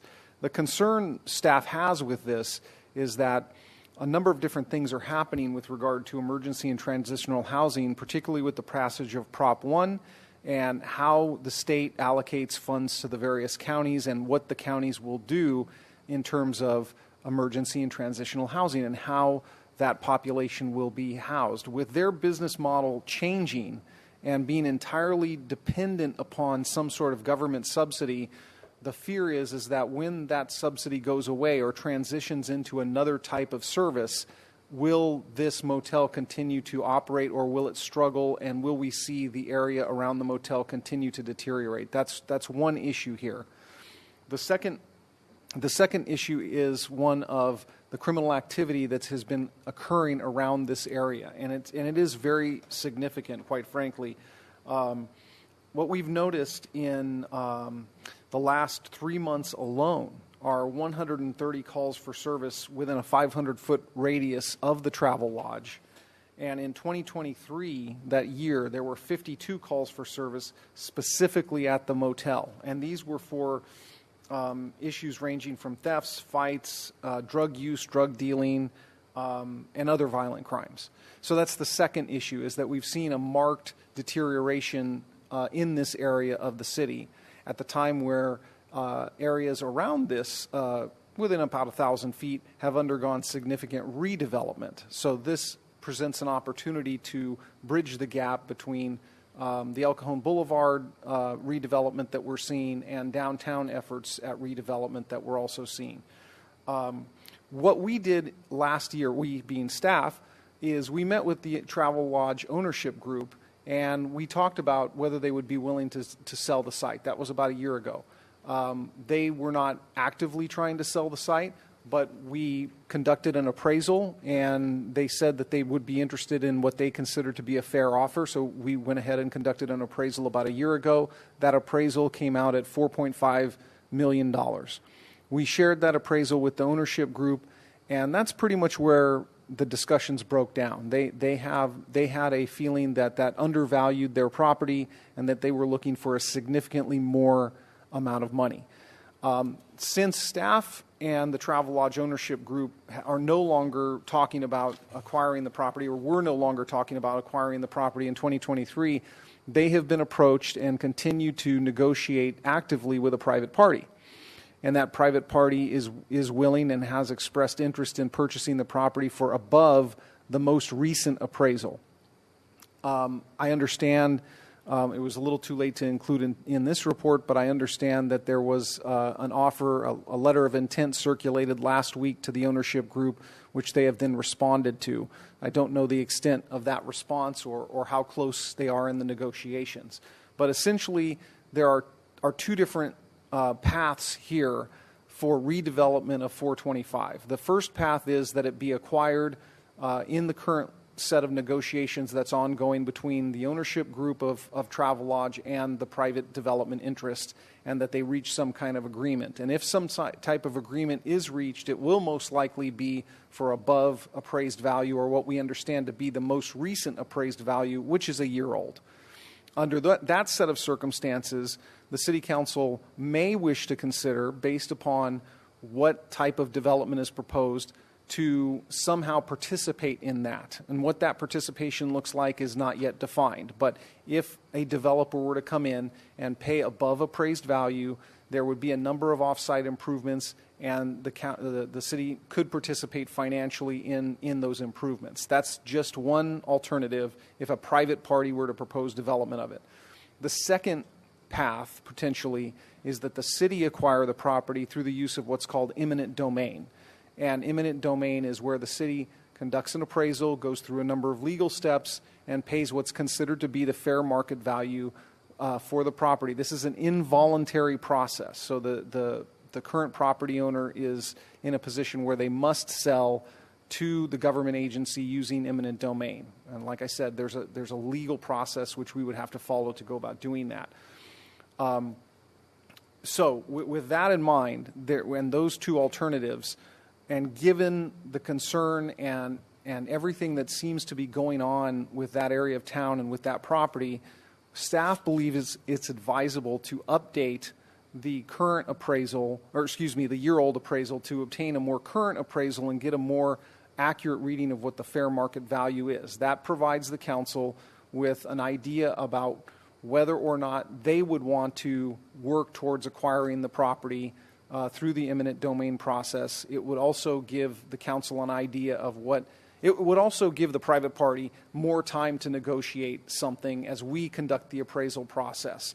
But ultimately, where this is leading is the redevelopment of the site. And what the private party developer is currently engaged in is negotiations to try and assemble 4 parcels, of which the Travelodge is only one of those parcels.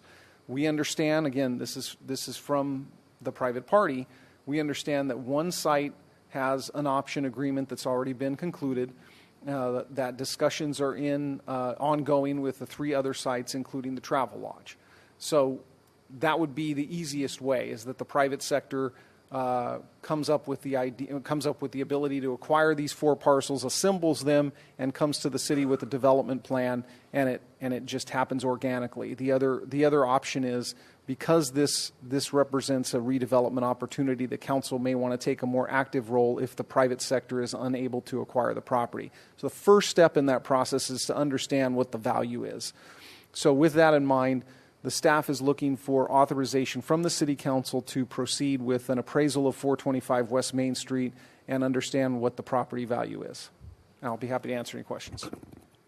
Questions? Nope. Pretty well explained, Vince. Angela, we have speaker cards? No speaker card, sir. All right, then I'm looking for a motion or a discussion. I'll make a motion to approve the staff recommendation. Please vote. Motion carries by unanimous vote. Great. Now, item 17 is regarding an all-way stop sign request at Valley Lake Drive.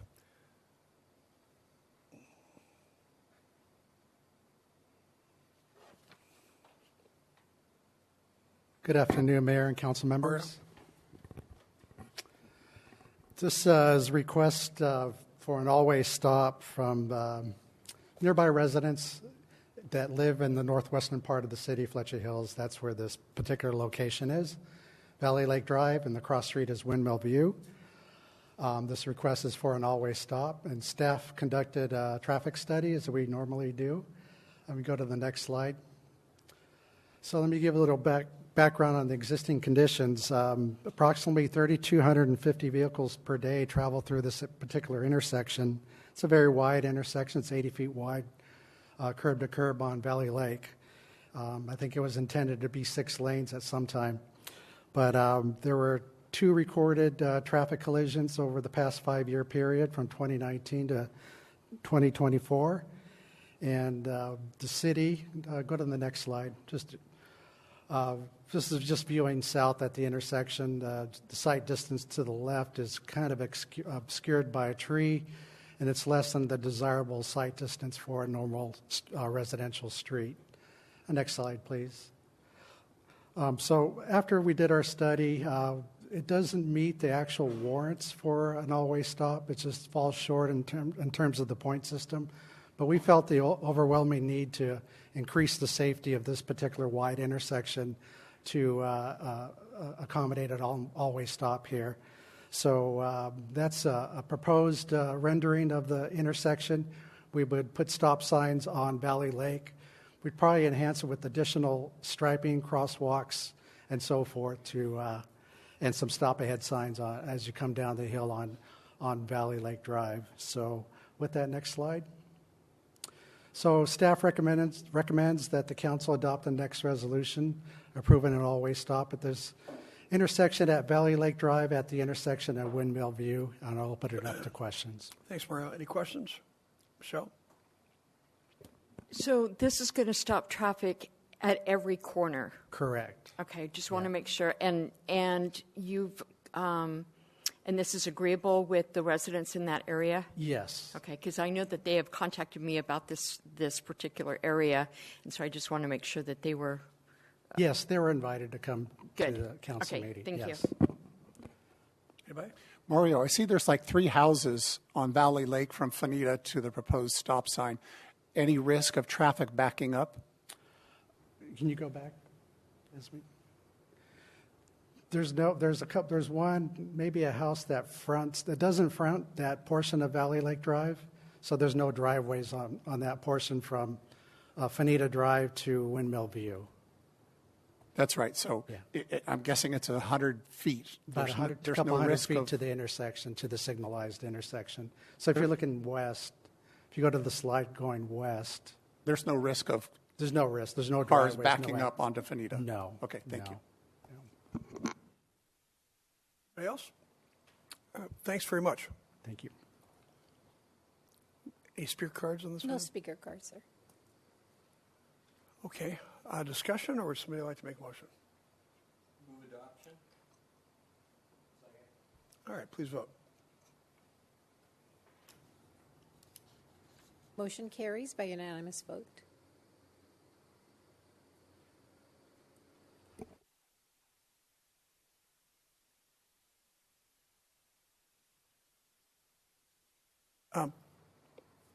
Go ahead. Okay, the next item. This is item number, I believe, number 17 or 18 of the agenda. And this is a traffic calming request for Taft Avenue. As you know, council staff or residents have come in the last couple council meetings to voice their concern regarding vehicle and speeding and traffic safety. So just to give you some context here. So Taft Avenue between Washington and Herbert Street is adjacent to Avocado Avenue. And we did some preliminary data collection. And roughly there's about 2,000 vehicles per day that travel on Taft Avenue, which is a characteristic of a residential street. And next slide. As you see, there's a large dip as you go south on Taft Avenue at Pauline Avenue, which is an uncontrolled intersection. We've done some studies there, put a radar trailer. Police has put a radar trailer out there.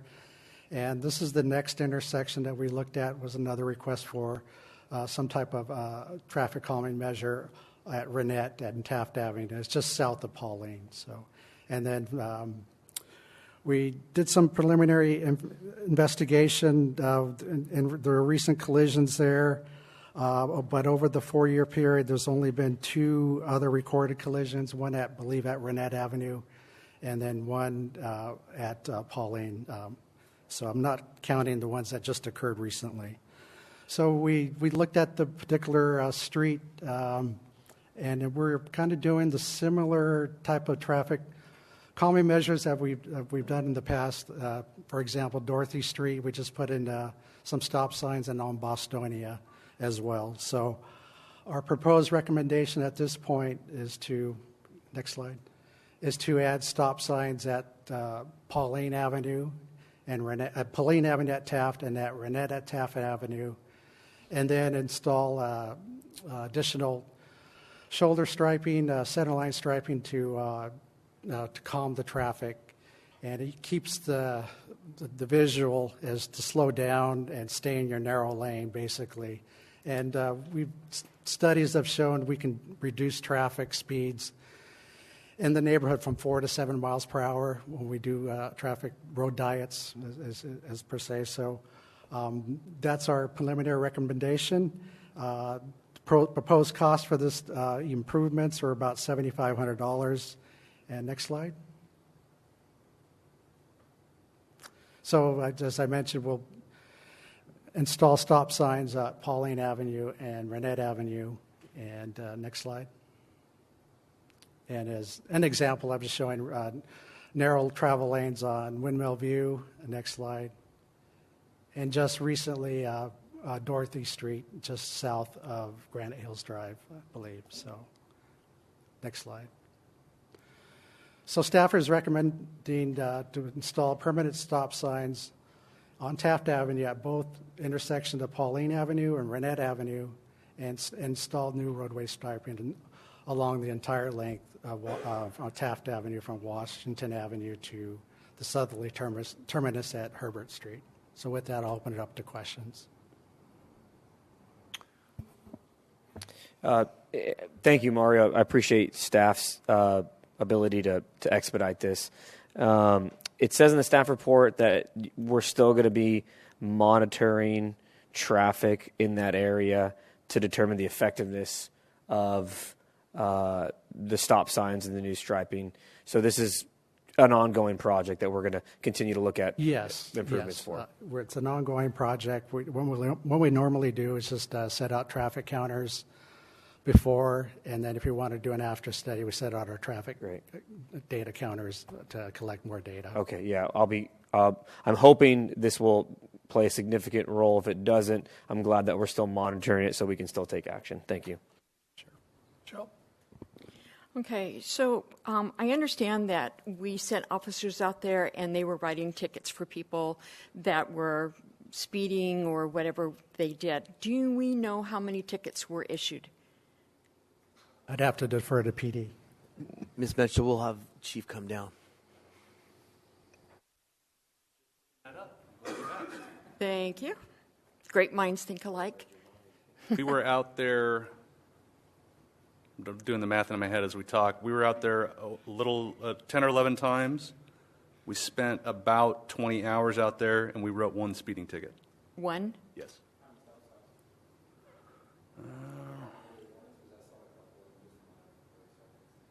4, 5, 6, 7, 10, 17, 18 stop sign tickets, and of those, 11 were not from the area, so 7 residents. So, okay, one speeding ticket, 18 stop sign tickets, and how many were non-residents? 7? 11. 11. So 11 non-residents. Okay. Now, I appreciate Mario telling that this is just like one of the first processes. They're already running stop signs. Adding another stop sign, how is that going to change their driving habit? Especially when you have a high percentage of them are non-residents. That's a great question. I would say we were out there for about 20 hours, so there's 17 stop sign violations in that time. That's not a real excessive amount. The stop sign violations may be due to speed. Adding the stop signs and narrowing the roadway may reduce speeds, so it may reduce stop sign violations. Only time's going to tell, and again, we'll have to do that with more observation of the area. And in your records, do you count the times that they hit that dip, caught air, and landed in someone's yard? Is that being counted as anything? If they would have caught air, they would have been speeding, and they would have been cited for speeding. But they weren't caught, because I've seen the video where they hit the bump, caught air, and ended up in the neighbor's yard. And that's happened, I think, 3 times recently. I'm not aware of it happening 3 times. I don't know what the Mario may have some more speed data, but the times we were out there, the times we did enforcement, we did not see that. Okay, thank you. Thanks. Chief, what is a speeding? What does running a stop sign ticket cost? I think it's about $400. Okay, and their insurance company is not going to like that either. Yeah, and just so you know, nearly all of that, 99-point-something%, goes to the state, the county, the courts. The city gets an extremely low percentage of that. Right. But I think someone's going to think twice when they get a $400 ticket. It is costly. Again. Thank you. Question for Mario. Thanks, Chief. Thank you. Thank you. Can we go back to the photo of Taft and Pauline with showing the dips? Right there. So my understanding is these dips are significant, and if you're speeding, you're going to get some air. Here's something I would like staff to consider as part of this. There are stop signs that have LED lights around the edge of the stop sign, and they are solar activated for photovoltaic, so they flash at night. And I guess I'd like staff to at least discuss the feasibility of using that flashing LED thing on the stop sign, specifically at Pauline and Taft, because if that's especially the intersection that's done a lot of damage. And at night, people may not see the stop sign, quote unquote, but if it's flashing in your face, you can't miss the stop sign at Pauline and Taft. Sure. I'd love to have staff consider the pros and cons of that kind of stop sign at that specific intersection. Thank you. Okay. One last question. What would be, I'm not a traffic engineer, I'm not an expert. What would be the next steps should, these measures not have the effect that we're hoping it does? Yeah. That's maybe Graham can good question. jump in. So at the next council meeting, the police department will be providing a report on some of our enforcement efforts in 2023, kind of an annual report. I'm going to piggyback on that and talk about our existing speed hump policy, and I'll share some examples of other cities and what their speed hump policies look like. Typically, just so the council knows, and I don't want to go too far down the speed hump conversation, but speed humps are usually the last resort. And so Encinitas, the city of Encinitas, who has maybe the most aggressive speed hump policy in the county, there's a process by which residents bring up an issue, a study is done. If speeding is over a certain percentage of the average speed limit, then they implement phases, or solutions A through Z. These are examples of A through Z. Stop signs, some striping. There's probably some more aggressive striping that I'll share in my presentation in 2 weeks from now that we're not proposing right now, but there are examples of other areas in the United States that do different types of striping. There's the engineering discussions that we talked about last year or last meeting about bulbing out some areas, necking the street down physically. So those are the next steps that a city would typically take. And then they would continue to monitor, as Mr. Sanchez mentioned, for each of these iterations. And then if nothing else works, then speed humps are sort of the option that are used at that point. And there's some other technologies as well that are emerging. There's something called speed cushions that are a little bit in between speed humps and just flat. And so we would explore those as an options. But that really is those permanent structures that have an impact, and frankly, at the end of the day, sometimes have some unintended consequences that the residents are actually more unhappy with than the initial problem. We want to try to avoid those. So if we can do other solutions that are a lot cheaper and more effective, we'll try those first, and then speed humps would be the last option. So what we want to bring forward at the next council meeting is to look at our process and look if the council wants to revise the process, probably in conducting a workshop to really dive a little bit deeper into the topic. Thank you, Graham. Okay. More questions? All right, thank you, Mario. Do we have some speaker cards for this item? No speaker cards, sir. I think this gentleman over here wanted to speak. Come on up. We got to follow the protocol. They want to get you on TV and do your facial recognition and, All right. No. I guess the question would be, you said 1,000 cars a day travel through on Taft, 2,000 a day, and we have how many residents on that short street? About 50, or 50 houses, I should say. Council, I counted about 80 houses. If you look at, there's some streets that could potentially feed off the Lincoln, so I kind of looked at splitting that block in half, and if you count it, there's about 80 residents in that area. Okay, so we have they would have to exceed 10 trips a day, right, to meet that number. What I mean by that is, what they're doing is they're cutting the corner for. We're surrounded by busy streets, right? We have Avocado, Washington, and Chase. So this is the pass through, right? That's why they're running the stop signs. Because if I'm on my bike and playing, I'll follow them just to see where they go.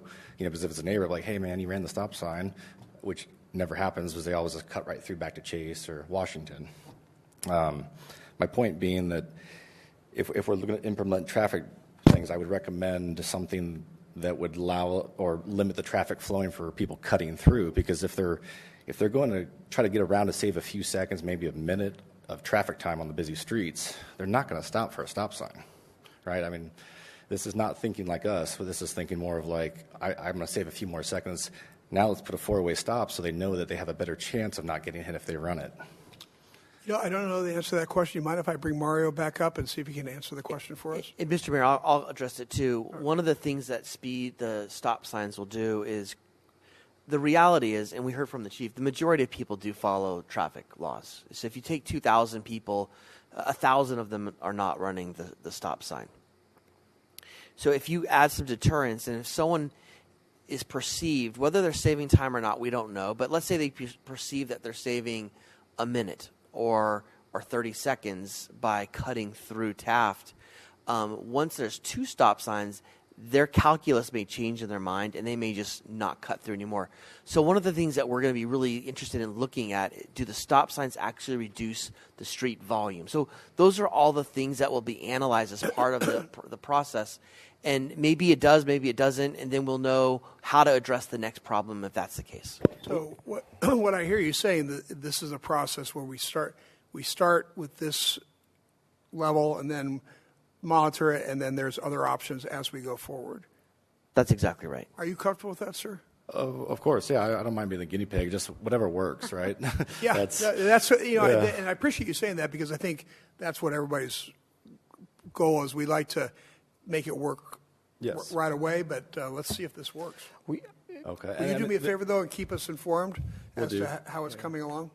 We'll do. And just one other thing, the data might be a little skewed, too, because we had the officers there for a while, then the digital speedometer thing came, and then we had the stripes that measured the traffic volume. So if there's officers there and the speeders can't cut through, they may have actually went on the normal routes, reducing the volume, also reducing the speeding.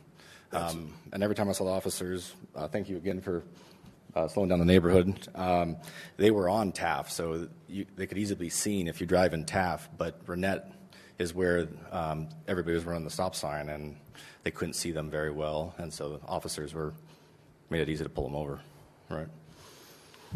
Steve?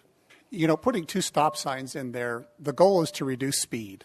Correct. And putting two stop signs in there, the person who's going to run a stop sign is going to run a stop sign, but I got to believe it's a California rolling stop.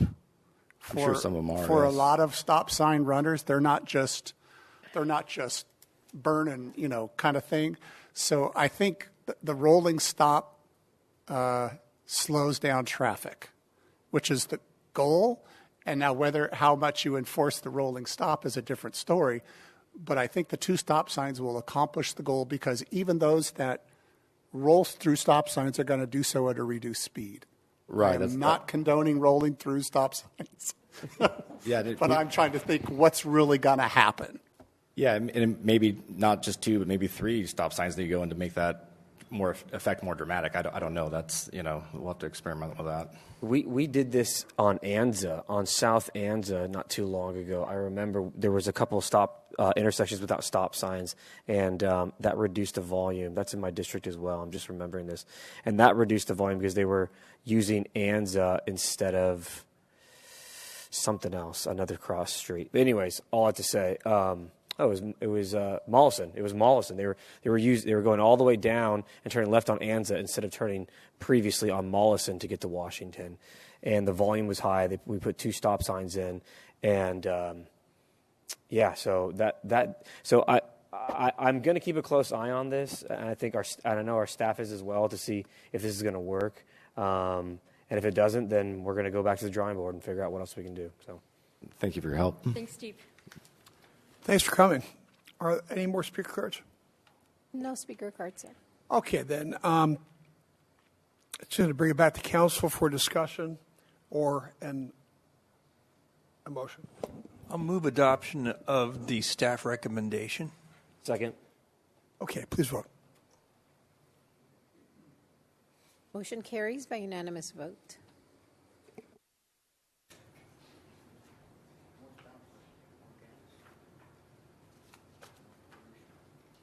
All right. Item 19 is for fire engine funding and purchase to implement Engine 208. And I will ask Chief Coe to come up and tell us about this. Hi, Chief. Good evening, Mayor Wells, members of the City Council. Just here to give a brief update on the Fire Engine 208 implementation plan. So in February 2024, City Council held a workshop, and the council directed staff to put in service an additional fire engine at Fire Station 8. As a first step in this process, staff applied for a SAFER grant to fund the additional needed positions. And now we're at the next step, which is trying to secure an additional fire engine. And therefore, staff is requesting approval to expend funds for the purchase of a fire engine. And I'm open for any questions. Let me see. Any questions for the Chief? Thank you, Chief. Appreciate that. Any speaker cards on this item? No speaker cards. All right, this sounds like an easy one. Somebody like to make a motion? Yeah, move to adopt the resolution outlined in the staff report. All right, please vote.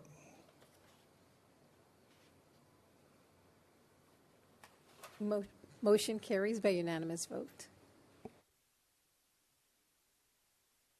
The last administrative report, item 20, is an update on the business facade grant program and funding repairs at 405 East Lexington. And I'll ask staff to tell us about this. Hi, how are you? How are you? Great, thanks for coming.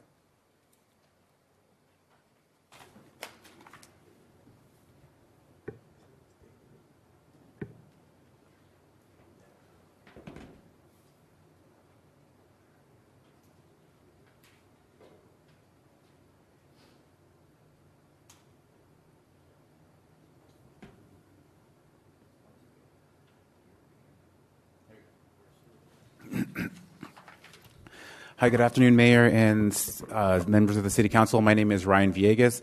I'm a Senior Management Analyst in the City Manager's Office, and today I will be presenting an update for the Business Facade Grant Program, as well as repairs to the repairs funding for the property at 405 East Lexington Avenue. And I will actually start with that one since that's more of a housekeeping item.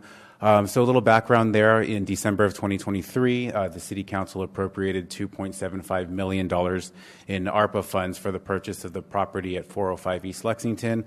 This was for the purpose of the business incubator. And from that sale, a total of $2,462,871 was expended for this purchase, leaving a funding balance of $287,129 for necessary building improvements to the property. So the recommendation here is to reallocate that remaining budget due to the ARPA time constraints that we're coming up on. Should any issues or anything come up during the improvements for that, if any, we don't want to risk those ARPA funds and losing them for that. And so the recommendation there would be for appropriating $300,000 in general fund reserves for building improvements for the property at Lexington Avenue. And we will come back to that. I'm going to actually move over to the Business Facade Grant Program. So the background here, in January of 2024, City Council authorized $500,000 of ARPA funding to fund the Business Facade Grant Program. And there are three categories that businesses were able to apply for. There's the signage category with a $20,000 maximum. Exterior paint grant, which was a $15,000 maximum, and then a $1,000 window repair, just to repair windows, not to upgrade them necessarily or enhance them, but strictly for to repair them. And so the application period was from February 29th through May 1st, and you can see the distribution of what was received. So 97 signage grants were received. If you can see the totals there too as well. It's estimated at $1,232,000 for signage alone, and that's really just an initial estimate. And we've done some high-level review of the applications that have come in, and some of them may not qualify or meet the minimum qualifications. But as of May 1st, that's what had been received. 41 paint grant applications totaling $432,000, 12 window grant applications for $11,000, and a total of 150 applications have been received. And you can see that total there of $1.675 million. Another consideration, too, as well, is the permit fee reimbursement. And so businesses whose proposed improvements fell under the grant maximum, this pretty much falls for the signage. If the total came to $15,000, let's just say for their proposal, then they're able to be reimbursed for any permits that are required for the work to be done. So we have a few maps actually that our amazing GIS team have produced for us. So this will show you the distribution of the grants that have been received or the applications. So beginning with the window grants, and so you can see the distribution there, predominantly along Main Street, and then a few up there on Fletcher or Broadway. And then this next one will actually add in the paint grant with the overlaid onto it, so the windows are still there, so you can see the distribution there across the city too as well. Those are the green triangles, 41 there. And then this final map that I have here actually adds in the sign grant, so you can see the total distribution of all 150 applications that have been received. So you can see there predominantly along the major corridors, El Cajon Boulevard, Main Street, Fletcher, Broadway, 2nd, Hamishaw, maybe Johnson, then a few up in the Marshall, the business park up there, or the commercial area. All right, so some approaches to consider that staff is proposing for the council consideration, given the imbalance with the funds that have been appropriated. So one would be to allocate additional $1.25 million in ARPA funding to raise the project allocation from $500,000 to $1.75 million and fund all businesses which meet the minimum qualifications. Another option might be to maintain the funding at $500,000, allowing for an estimated of 44 projects to be funded, which would be awarded from a rubric that's based off program criteria that all applicants were to have read before submitting their applications, and so they know what the criteria would be. And then a third option might be to consider a combination of options number 1 and 2. An example would be to still establish that rubric, but then raise the program funding to $1 million to award grants to a greater number of businesses. And this slide has some rubric criteria considerations. Again, this is going back to the page that all the applicants reviewed prior to submitting their applications. So there's to be an active business license, to have an active business license by the application due date, which was May 1st. No active code violations or outstanding or incomplete permitting issues. Having submitted a comprehensive or complete application, which includes renderings and detailed installation quotes. Then there's a degree of visibility from the public right-of-way, so the impact that this sign or the paint upgrade would have from anyone in the public right-of-way, from the streets or the sidewalks. Then, of course, there's the compliance with the city's sign ordinance, which is the Municipal Code Section 17.190.210. There's also a sign eligibility. There's a lot of different kinds of signs out there, but when the City Council established this program, back in January, 3 sign types were eligible, and those are the channel, dimensional, or blade signs. So no A-frames, no monument signs, and there are others too as well. And then there's also window replacement versus enhancement. Again, the window category is really meant to be focused on replacing broken windows as opposed to just upgrading them. There might be some other considerations too as well. Maybe businesses that are located along Main Street or 2nd Avenue or 2nd Street are just the main corridors. And then so the recommendation that we have staff presents is that the City Council appropriate up to $300,000 in general fund carryover reserves to the FY 23-24 Public Works Facilities Maintenance Annual Budget for building improvements at 405 East Lexington Avenue. And then to provide direction to staff on the next phase of the Business Facade Grant Program, considering the options contained in this report. And staff is available to answer any questions. Thank you so much. Appreciate that. Questions? Michelle?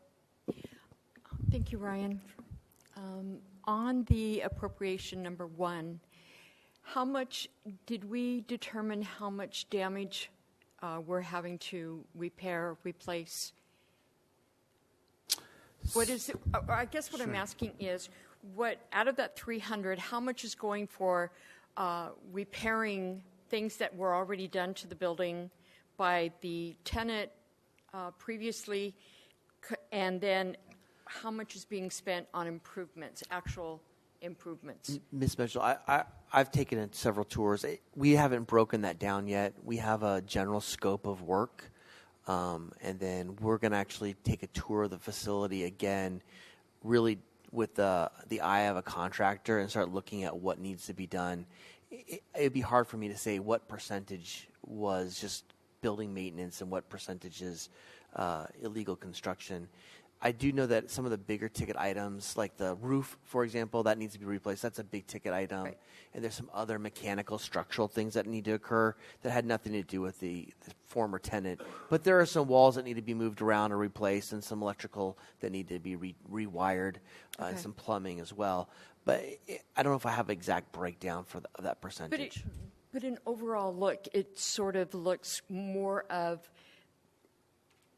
regular building maintenance that had been deferred, like the roof and walkways that are spongy and needed to be replaced. Would that be a fair assessment? Probably 3 categories. The first would be those, so just maintenance. 2 would be restoring illegal building.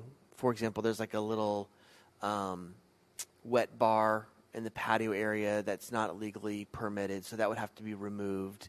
And then maybe the third would be some of the tenant improvements for the business incubator area. So building that out to accommodate the business incubator. So those would be sort of the 3 categories. All right, thank you. I just want to make a note that this building was not owned by the county and community council. It was owned by San Ysidro Health. So we should keep that in mind. More questions?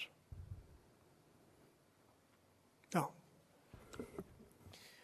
So, with regard to our options in increasing the funding for the facade grant,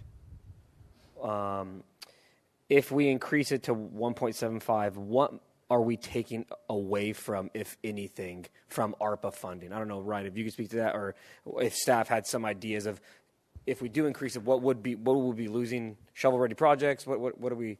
So we really don't have any shovel-ready projects at this point. Right now, every dollar that we have left over, and frankly, if we don't have, I'm looking at staff, if we don't have some projects that are moving forward more quickly, we're going to pull that money back.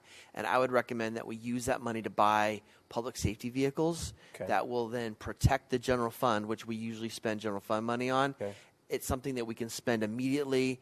There's a need to the community, and it would shore up the general fund. So that's any dollar we don't spend on whatever would be, I'm going to recommend that would be the solution. If you had to use Kentucky windage as to however many projects are not going to be shovel ready, would you say it's going to be 1.25 million? So does that make sense? Are we going to get money from projects that we're not going to do in the amount of that we're going to increase for the business facade grant, do you think? Or well, right now we have the funding available in sort of that economic development fund that is not yet allocated. So we have the funding. The question is, what is the alternative that it could be funded with? Right. And your question is, are there projects that are going to fall out that would then backfill that?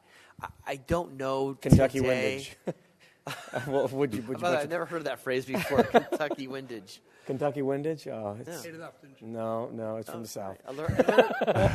I'm a Southerner too, so I don't understand.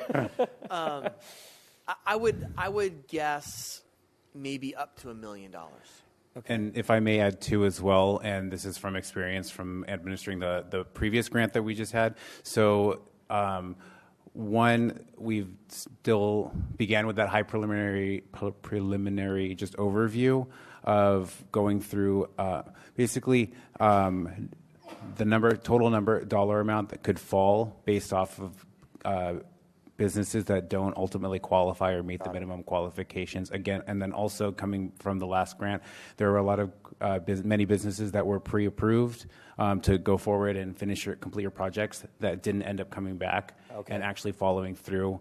The deadline for this program for businesses to complete their projects is September 30th, which is still a very tight window also, but assuming or potentially predicting based off past experience that some may not even follow through, we may be leaving some money on the table should the decision be made to fund all projects.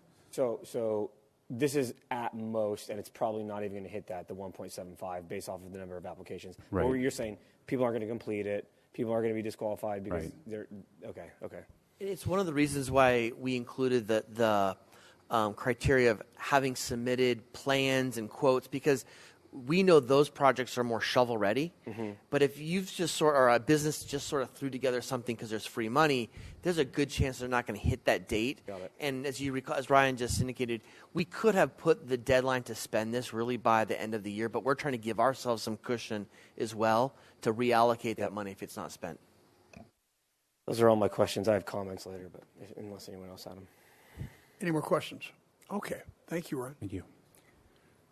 How about speaker cards in this item? No speaker card, sir. Okay, so let's discuss it. Well, my initial reaction based off of staff is to go with option number 3. I don't think that there's very many. There's going to be some businesses that wash out, and I might have a bias. I don't know if this is good or bad, but I have a bias with regard to the rubric of how a business's facade should be improved. I have a bias for businesses that are more highly visible to the public on thoroughways, to give them a priority as opposed to other businesses who don't have as much visibility to the public. And the goal in, I think, this program is to give El Cajon a facelift, give it a fresh look.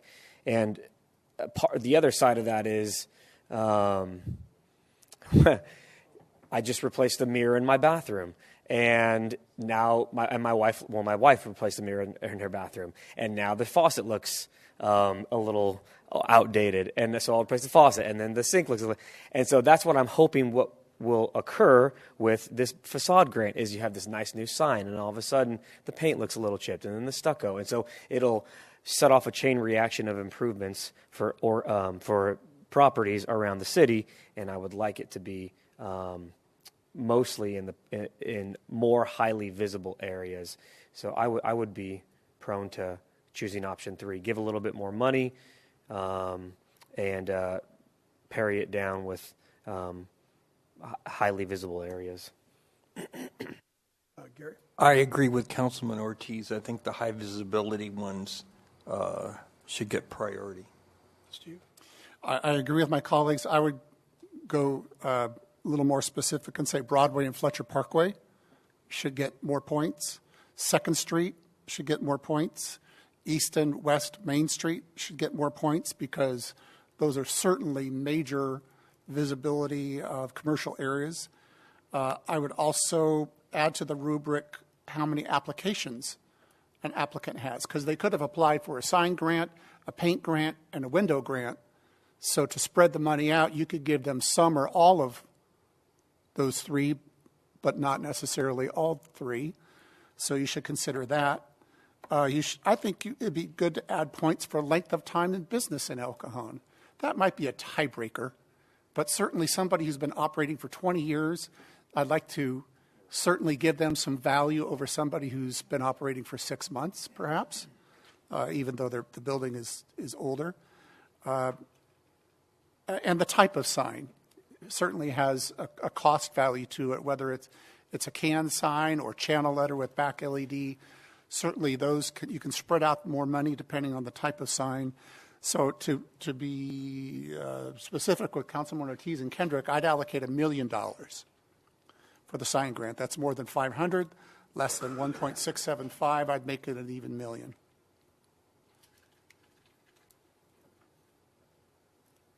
Anybody else? Okay, so sounds like everybody's in agreement with the exception of maybe the discrepancy between the million and the 1.675. Any thoughts on that?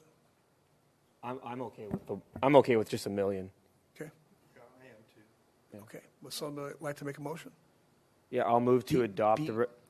Before you do, can we just address the streets that Mr. Goebel brought up? So we heard Broadway, Fletcher Parkway, 2nd, East and West Main Street. Are there other streets before? Because we don't want to bring this back. Is Hamishaw, Magnolia, are those considerations, or do you want to focus on those 4 primary streets? 2nd Street to me is 2nd and Hamishaw. Okay, got it. Okay. If anybody doesn't have any objections, I wouldn't mind adding Magnolia to that.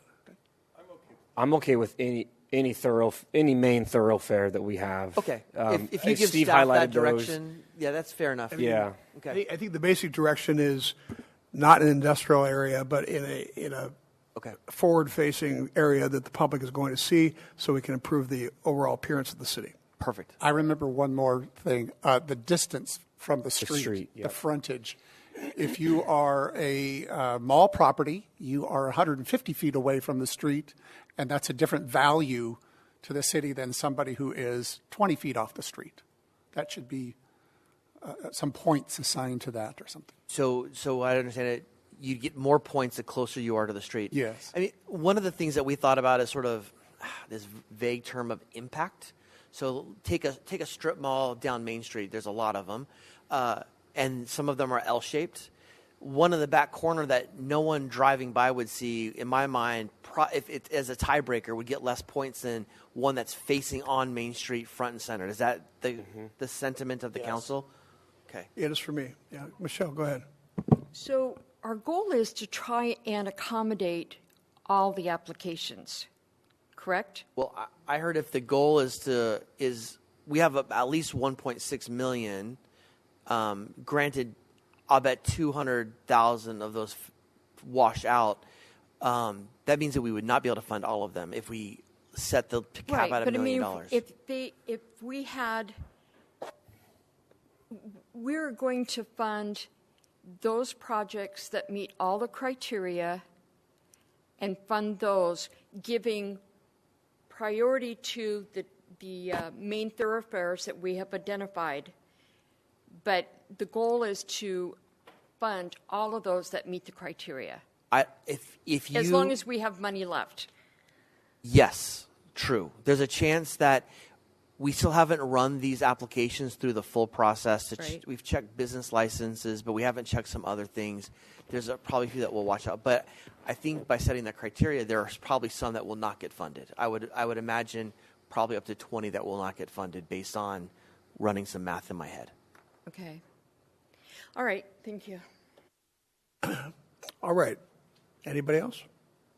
Somebody like to make a motion then? I'll move that we allocate. Sorry, the city attorney looks like he's itching to say something. Do we have to? I just want to have clarification in your motion because we've got 2 alternative resolutions for the business facade improvement program and 1 for the 405 East Lexington. So we'd like to have 2 motions, 1 for each resolution, but please tell us which resolution of the 2 that are there on the business facade program and how much money, and we can make that change. Okay.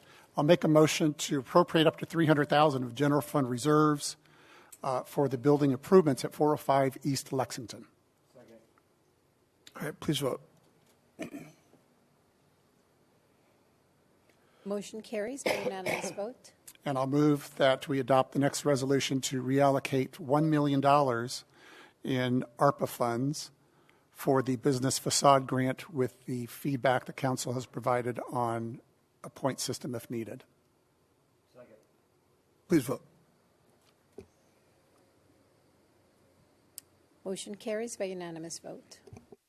All right, there are no commission reports on today's agenda. Item 21 is my activity report, and it is as reported.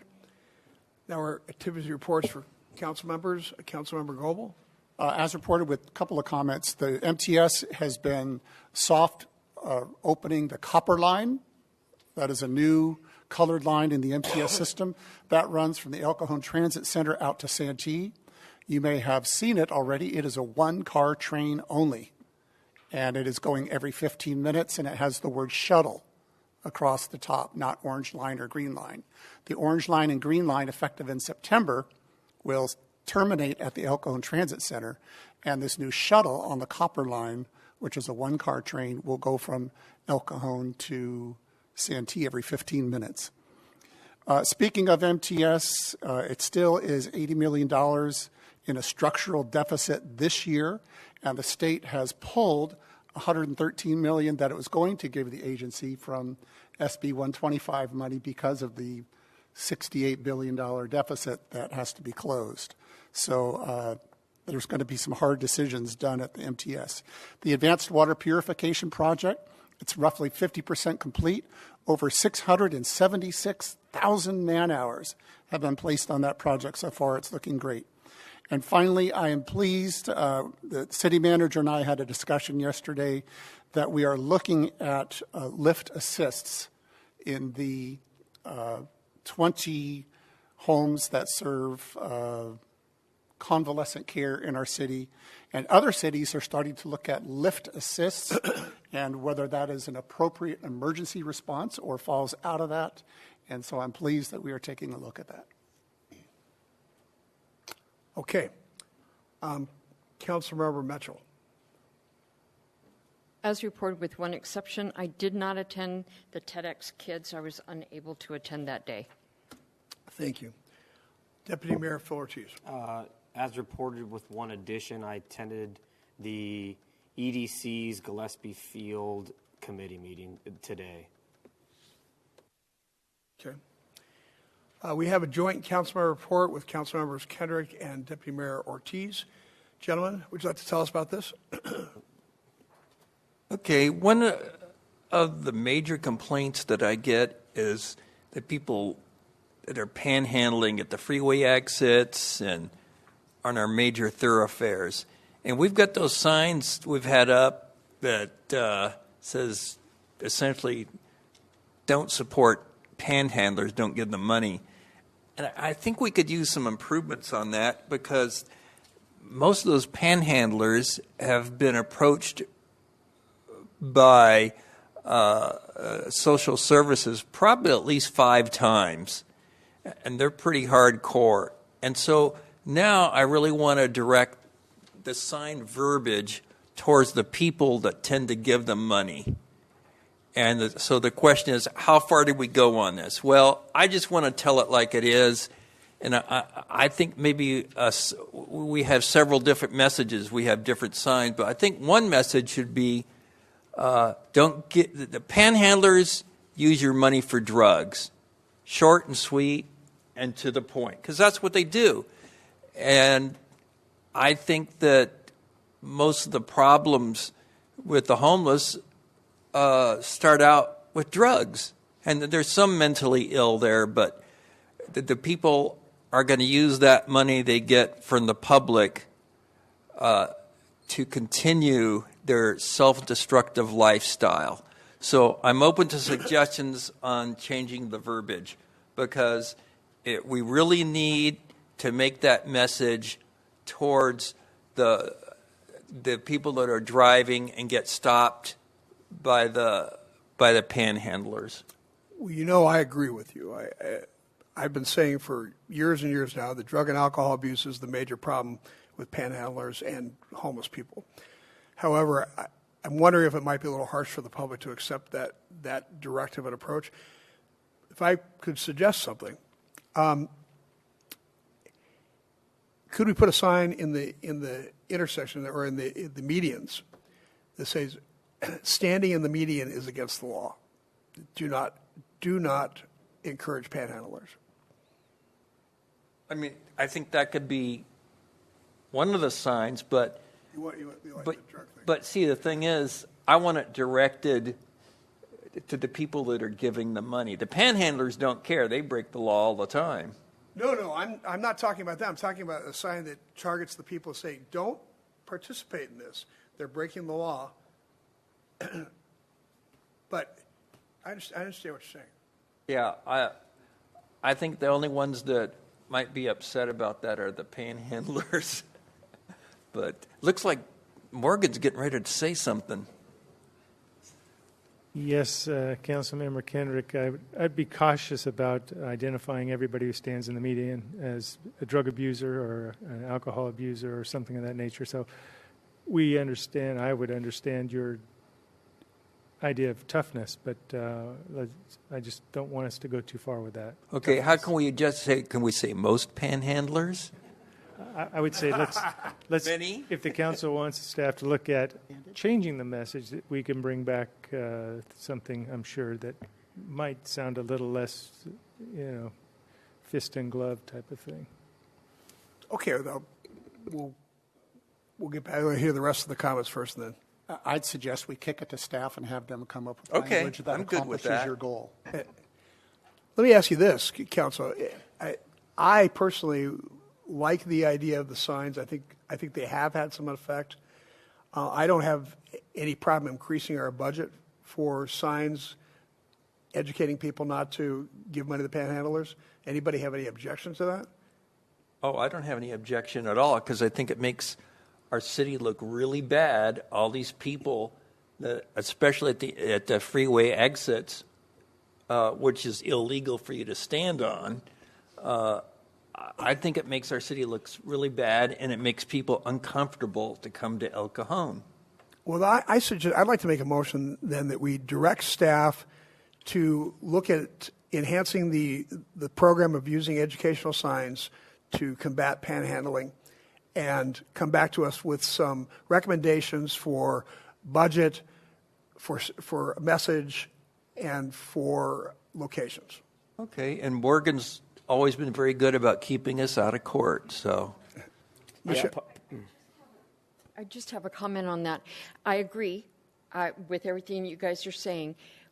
We don't need to reinvent the wheel. I'm sure that there have been other cities who have been successful in stopping that behavior, either from panhandlers or from the people who are giving.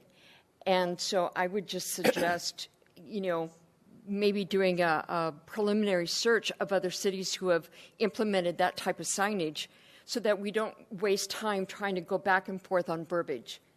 I think that's a good idea. Staff would. I think not many cities have no panhandling signs. We kind of invented it, and we've gone through 2 iterations. So I think we may be the leaders in this area. We'll go back out and explore and see what other cities have done.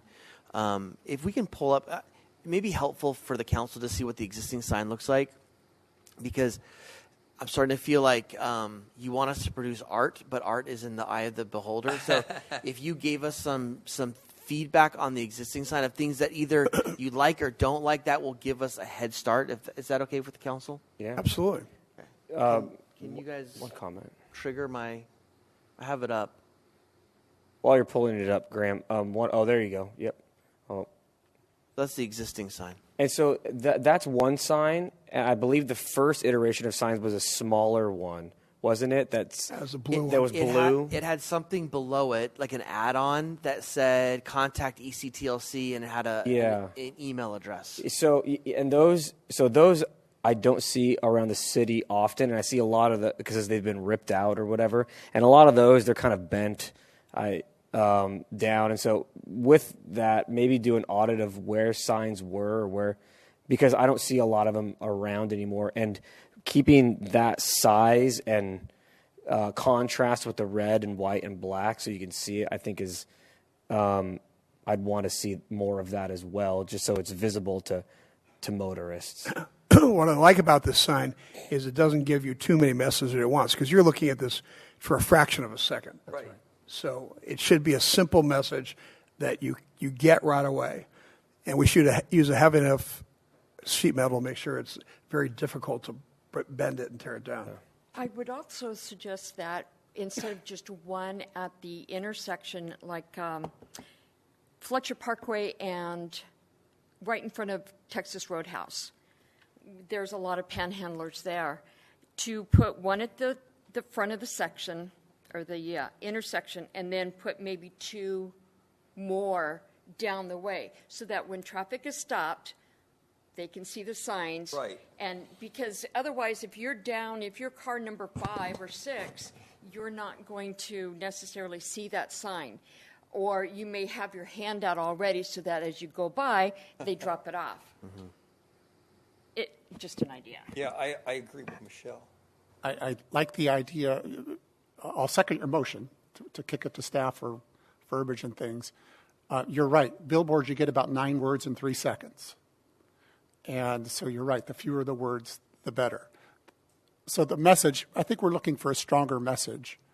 I am a little concerned about too many signs, because then you get an image of the city as, oh my gosh, you must really have a problem if you have 3 of these signs within 100 feet. It's more about the placement, perhaps, than the quantity. But it's up to you to decide that. I'll give you another perspective, though. Our constituents also say, hey, good for you. Somebody's at least trying to do something. Absolutely. Yeah. I think there is a balance. One of our department directors visited a city and went into a neighborhood where there's a lot of no panhandling signs, and he said, "Oh, I must be in a bad neighborhood." Always. That was the trigger, and so there is a balance between letting our residents know we care about this, we're aware of this, we're doing something about it, versus inundating the city with signs. So what I heard as part of the motion, I don't know if it's been a formal motion, but you want us to look at locations and kind of a location program. Look at the messaging to see if there's opportunities to strengthen the message, and then also look at the overall budget of creating something a little more robust. We may even come back with maybe some alternative signs that get rotated around, so there's a little bit different messaging periodically. So we'll play with some messaging and come back to council with that. Okay, great. Do you need a motion? I don't think I need a motion. I think everyone I saw nodding head, so unless Mr. City Attorney wants a motion. Oh, motion's been made, sir. All right, well, let's get a second if somebody is willing to. Okay, second, and then please vote. Motion carries by unanimous vote. Okay, great. I don't know if I asked, did we have speaker cards on that item? No speaker cards. Thank you. All right, there are no general information items, and there are no first or second readings of ordinances. And that brings us now to closed session. The city attorney will recite the title and lead us into the closed session. Thank you, Mayor. The City Council will be meeting in closed session on 2 items. The first, number 27, is a closed session for conference with labor negotiators pursuant to Government Code Section 54957.6. Agency designated representatives are the city manager, assistant city manager, director of human resources, and director of finance. The unrepresented employees are the city manager and executive and unrepresented confidential employees under City Council Policy A-29. The second is item number 28, closed session for conference with legal counsel on existing litigation pursuant to paragraph 1 of subdivision D of Government Code Section 54956.9. The case is City of El Cajon versus William Moore and Terry Moore. And the case number is on the agenda. I think for that one, Councilmember Mitchell, you need to make a statement about disqualification, please. Yes, I need to recuse myself from the second item number 28 for closed session, as I live within I live 3 houses away. I'd like to make a motion then to adjourn the closed session. Please vote. Sir, before I announce a vote, there was a written comment received from Stephanie Harper on item 27, conference with labor negotiations. That was provided to each of you for review. And motion carries by unanimous vote. All right, ladies and gentlemen, we'll be back as soon as we can to conclude the meeting. I'll ask our city attorney to report on the actions taken in the closed session. Thank you, Mayor. The City Council met on 2 items. The first item, item 27, was a conference with labor negotiators for unrepresented employees as described on the agenda. The City Council has given direction to the agency's designated representatives in these labor negotiations. And item 28 is a closed session for conference with legal counsel in the matter that's described on the agenda, and direction was given to the city attorney in regard to that litigation. Thank you. This brings us to the adjournment.